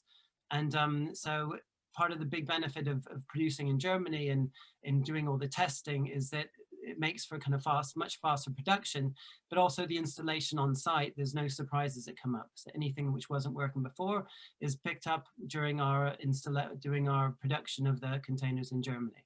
So on the one area which really makes us stand out from a lot of other EPCs in this space is we have our own proprietary remote monitoring and control system called the off-grid controller.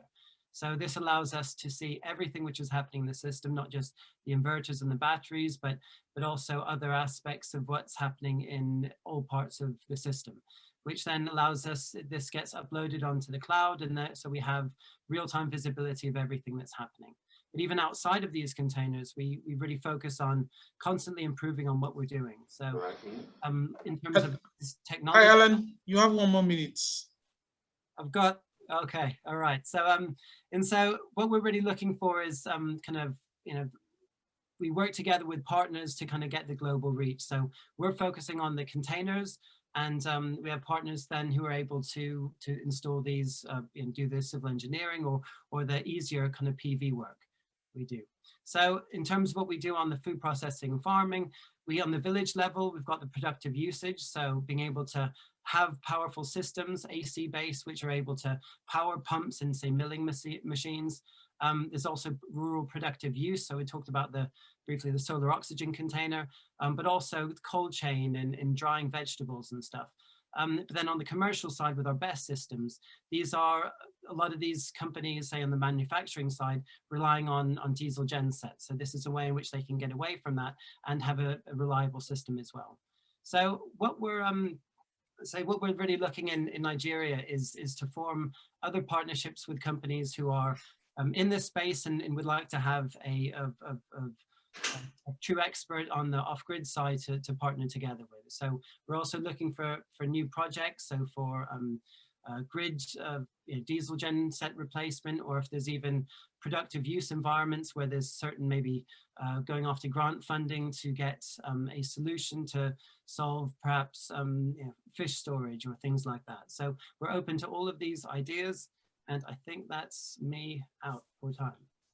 Okay, thank you very much, Alan. Did I do it? Yes, you did well. You did well. Thanks a lot. We're moving on to the next company, Rack Solar. Esther Huego is going to give the presentation. Esther, are you ready? Esther, can you hear me? Esther, can you unmute your mic?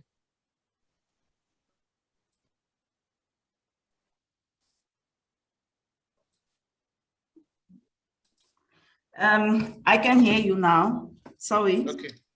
So I'm going to start to share the presentation, the one that I prepared, because it's yeah, where is it? It's this one.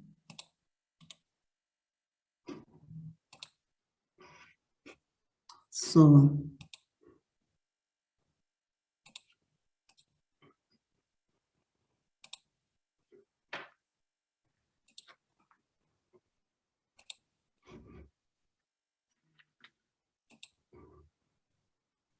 can you see the presentation now?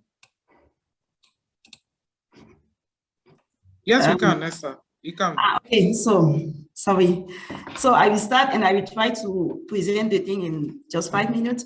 So I am presenting for Rack Solar. My name is Esther Prudence Yoigo, and I am in charge of the project for West Africa in Rack Solar. Rack Solar is a solar company. We are located in Germany, in South Germany. And here you have a short picture about our building, how it is looking like, the office that we have where we are working. So what are we doing exactly in in Watt Solar.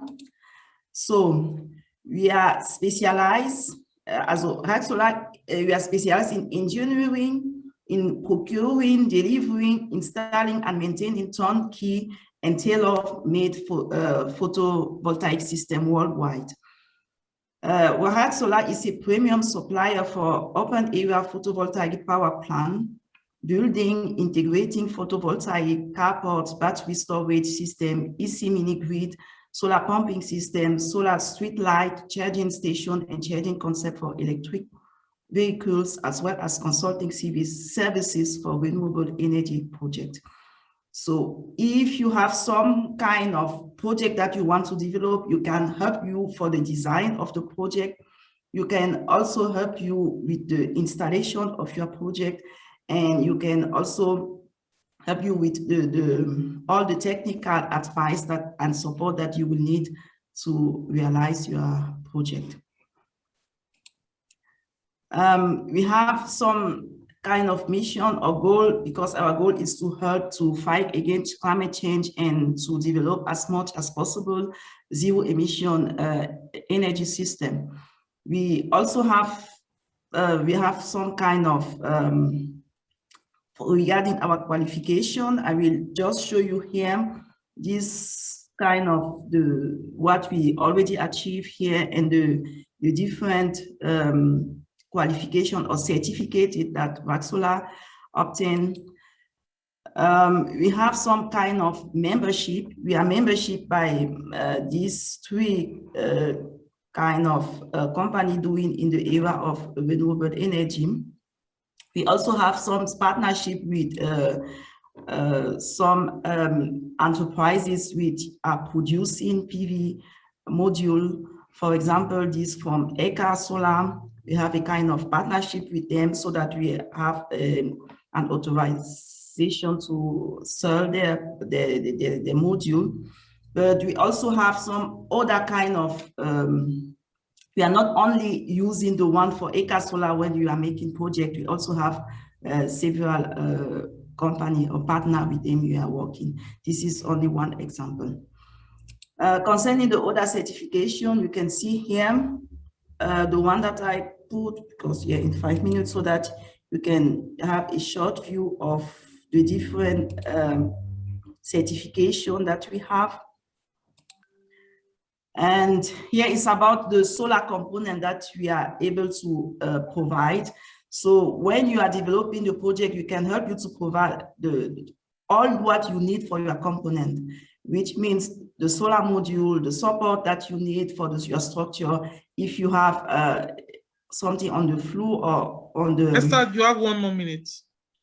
Okay. So maybe I will not go in all the detail concerning the different components that we are able to offer. Concerning the mini grid solution, it's maybe here about to present you one system that we realized in Burkina Faso, and it has been about 21 solar power plant, kilowatt peak, to provide electrification for a telecommunication system. And here we have one picture about the project that you can see that the way we have been realizing the project here. And yeah, so maybe we'll have more time to discuss about all the detail or the kind of service that we can offer you if you want to have a project. And concerning our goal in this event, we would like to have a partnership or to work with commercial and industrial company who are looking for some solution in with solar PV system. So thank you very much. Thank you very much, Esther. So in summary, I will just summarize on your behalf, Esther. Esther's company is a project developer, a German project developer that is looking to partner with project developers in Nigeria as well. Okay, so we move on to our next company, Zin Power, and we have Johannes Stuck. Johannes? Yes, hello. Okay. So hello to everyone. Thanks for giving us some 5 minutes to introduce our company. My name is Johannes Stuck. I'm the head of business development. Next to me is Stefano Luciani, and he's our lead sales for Motronics, which is power electronics. So today we'll give you a brief introduction into Motronics, which is a new generation of green power. It's a smart power electronic system, and we'll give you some more information on that. Quick background, as you can see behind me here, we have some water. Initially, Zinpower is a company that has developed solutions for floating renewable energy projects. And yeah, so maybe this is a little bit off topic, but the reason why today we are talking here is because we have this Motronic system, which is the key solution for our technology on the ocean to perform. So basically, we have developed a solution that allows us to combine small wind turbines, PV panels, we can integrate storage, we can connect to the grid with standard inverters, and all of these components necessary for developing these smart grids come from Zinpower. So we are the one-stop shop for turnkey micro smart grids. So now, Stefano, please give some more details on the products. Yeah, what we produce is the power conversion for renewable source energy, like solar, wind, hydro, or wave energy. So the Motronics is actually the technology based on all these components, and we have like a special feature that are different from the regular standard product on the market. So this Motronics is modular and flexible. We see that. It is a all-in-one solution for different renewable energy, and it's a pretty solid and reliable. Le projet, le plus des besoins de financement est élevé, parce qu'on a besoin trop d'argent pour ce projet. Alan, please, can you put up your mic? Est posée pour le Sénégal, mais elle vaut également pour les autres pays, hein, cher partenaire. Okay. Yeah. Yep. Okay. I hope maybe you can add this time to. You get 1 minute more. Okay, just go faster. So the Motronics have some special feature, and the product is like a high-grade IP-grade protection, IP68, that makes the product usable for any kind of application. It is protect against the water and the dust. It is also a smart grid solution. That means it can be used for off-grid or grid-eye application, where we can use the grid like for getting energy when we need more energy from the house. And it is an all-one solution. So the Motronics it can include power conversion for renewable energy. We can provide a modular inverter, one from 5 to 50 kilowatt, and also storage utility. And it is already a solution ready to be used, so just plug and play, because everything is assembled into the product.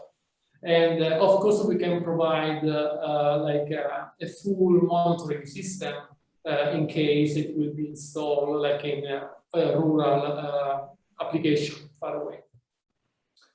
All the components can be assembled together, and we call this solution power train.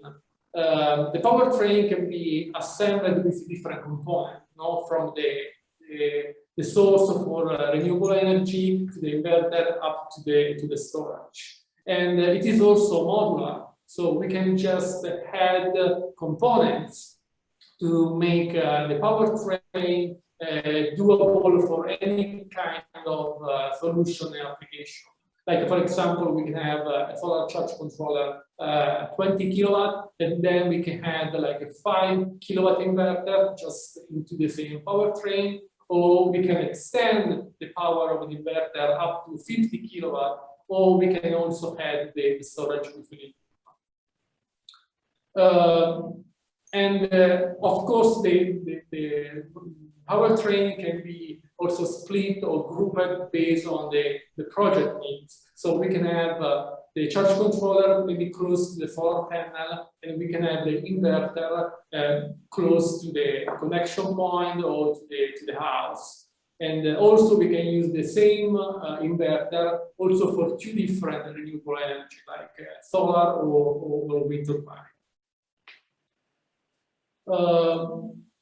Yeah, I don't want to go deep into the technical aspect of each component, but just some to highlight some important feature, like a charge controller is a 20 watt. You have 1 more minute. Yeah, with a 3 different MPPT channel input. We can customize our electronics for any kind of wind turbine, so we can provide our electronic to wind turbine manufacturers, so or we can combine our electronic with a wind turbine already installed in the place, and they customize, you know, the power electronic for the features of the wind turbine. We are also working on the wave energy, but this is not the topic of this meeting. And we can also have like a modular inverter from 5 to 50 kilowatt in the same powertrain, and we can also add the storage with an BMS integrated. Pretty solid. I mean, I don't want to say more. Harsh environment, but what is interesting is that we can use the electronics for both applications, like off-grid or grid type. For the off-grid, like in this case, we can supply energy to a water pump, and we can combine different renewable energy and assemble the electronics how will be best fit into the project. And of course, it can be also connected to the grid, but no, that does depend on the regulation and the directive for each country. So right now, for Nigeria, maybe the best application will be off-grid. Okay. Yeah. So thank you very much, Zinpower. That was an excellent, interesting video presentation. Our last presentation, okay, our next presentation is going to be by me. Sorry, this is using 2 screens. Okay, I don't know if you can you see my screen? Yes. Okay, so I'm giving this presentation on behalf of one of our presenters who is in Bulgaria at the moment and is having challenges with his internet connection. So this is by Alfred Schulter of Strotten.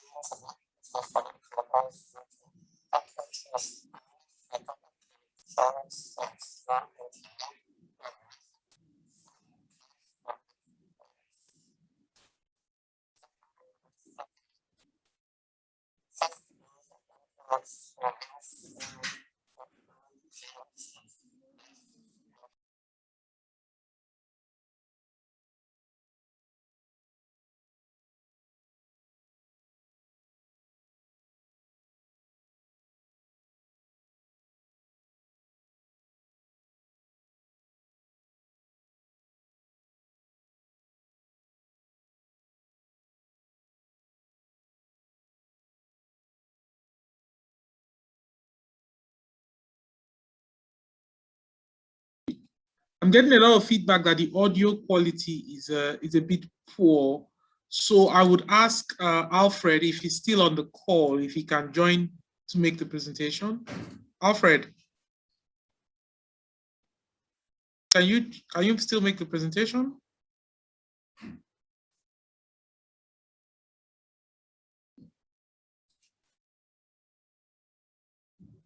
Okay, I'll ask Alfred to record the video again, and we will send it to you as quickly as possible, possibly today. If not, before the closure of the period for the B2B meetings, we'll send you the video. We're really sorry about this sound quality. We just received this video, so we didn't really test it. Sorry about that. And I have tried to open. Now you hear me on the microphone. Okay. Okay, then start the video, please, and I will tell something or the presentation. I try to open the video, the picture always also, but it's not possible.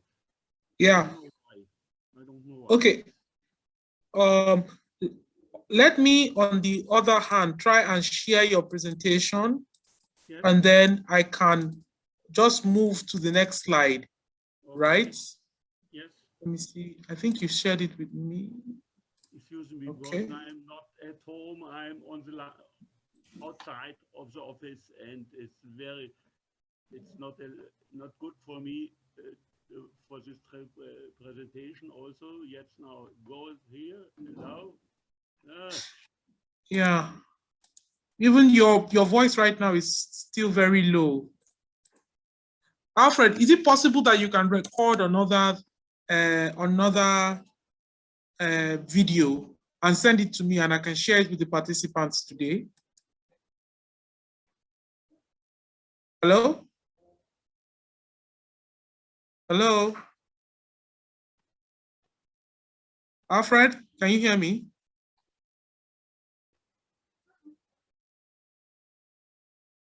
Okay, we'll try and get Alfred back on the call.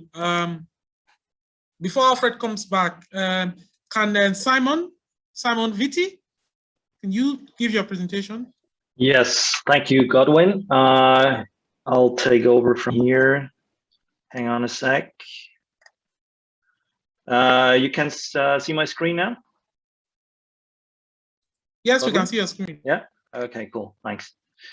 Just hold on. This computer is a little slow. That is not what I was looking for. Sorry about that. Why this is simply not starting as intended. Okay. Jump back again. Used to be presentation mode. Anyway. Doesn't come on. Okay, sorry, but I think we're short in time, so we have to keep on going. So unfortunately, you're only going to see the slides in presentation mode as I see here. But okay, I go on. It's my pleasure to meet all of you and to present Yenderluk Solar Company, German EPC with African roots. And we are based here in Hamburg, Germany, and Yenderluk Solar was founded in 2004 by Foda Yusuf Minte. He is an engineer in electronics, and he came already a few decades ago. He came to Germany to study, and he is Malian and now also a German citizen. And Yenderluk Solar is an EPC specialized in the typical classic photovoltaic energy supply, but also in solar-powered water supply system. So we serve you both. We bring you electricity as well as water. And we do that with a long-standing experience and in close collaboration with our African partners.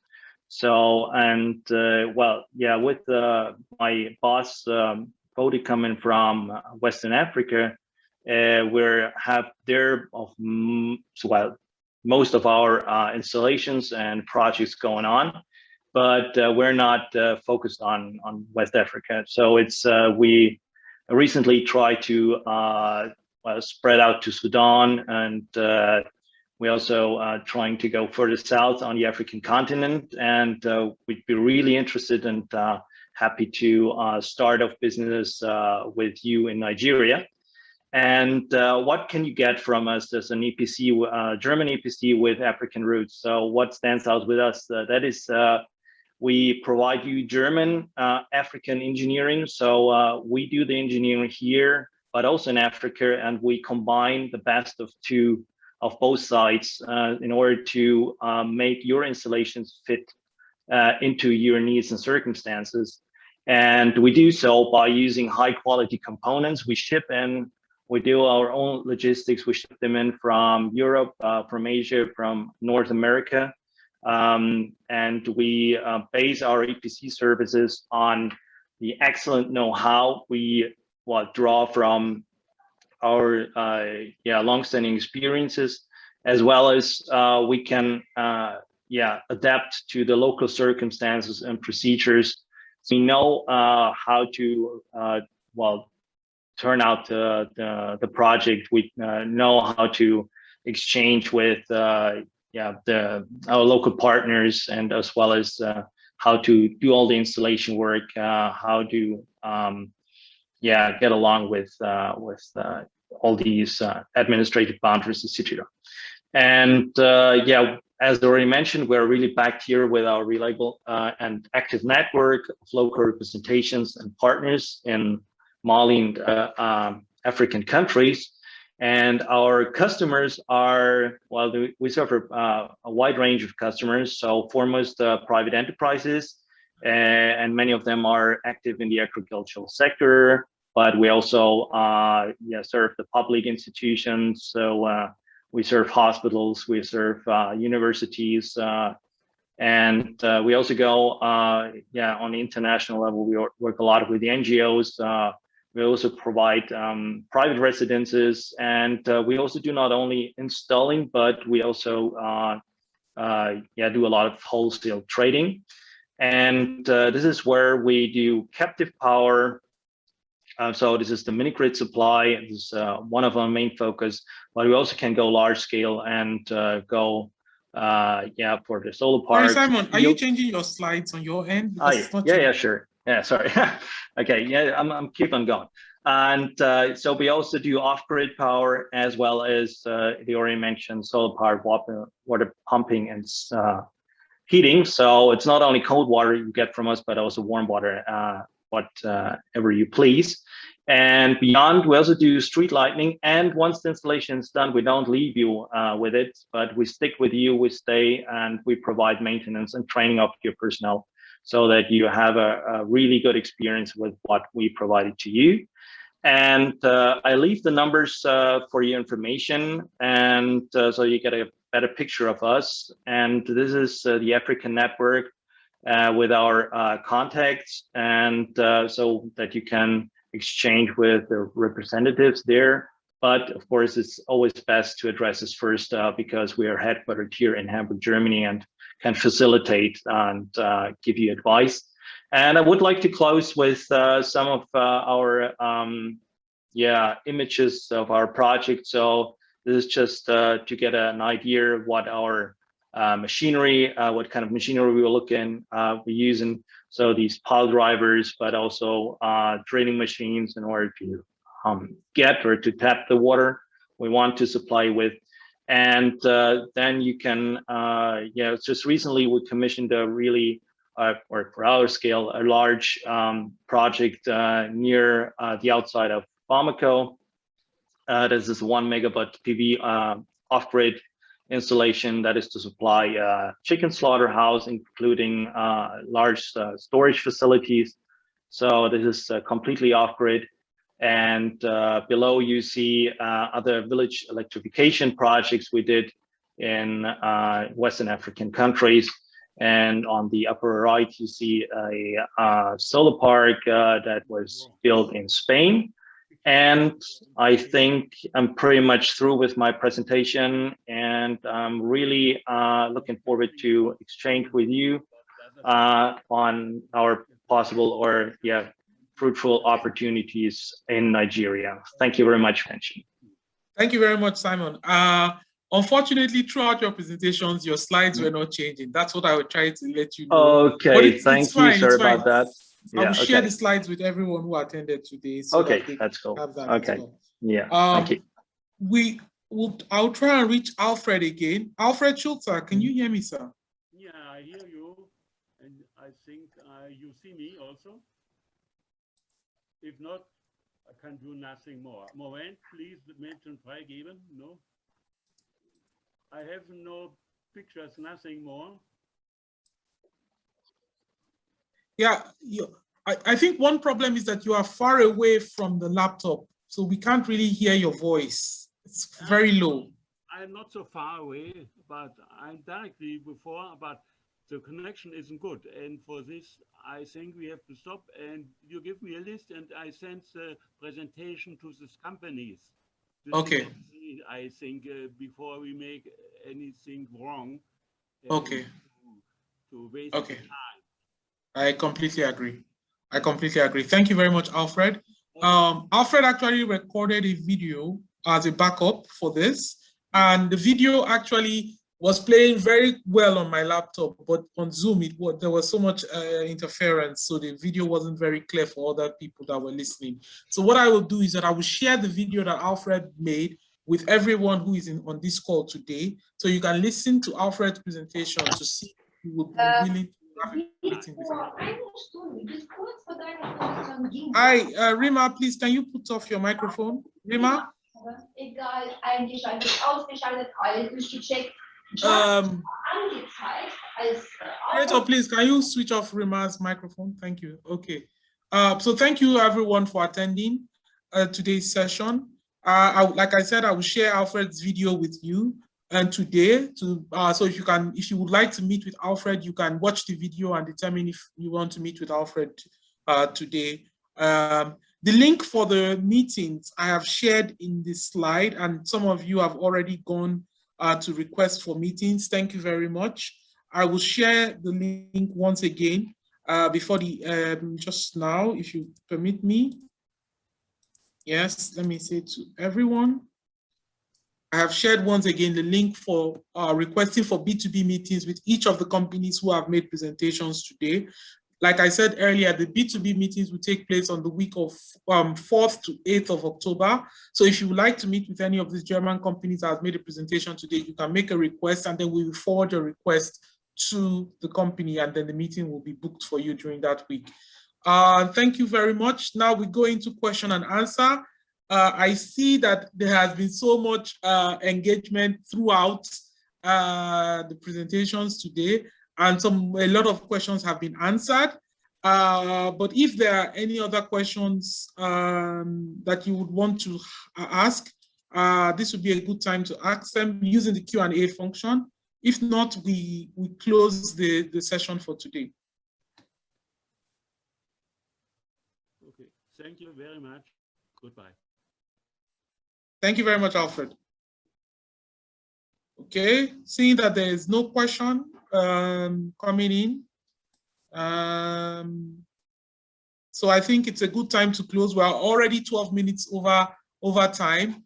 I thank you all so much for joining. My special thanks to the German Energy Solutions Initiative and the Federal Ministry of Economic Affairs and Energy, and my special thanks to the Project Development Program, to RENAC AG, to all the companies that presented here today. Thank you very much for your interesting and enlightening presentations.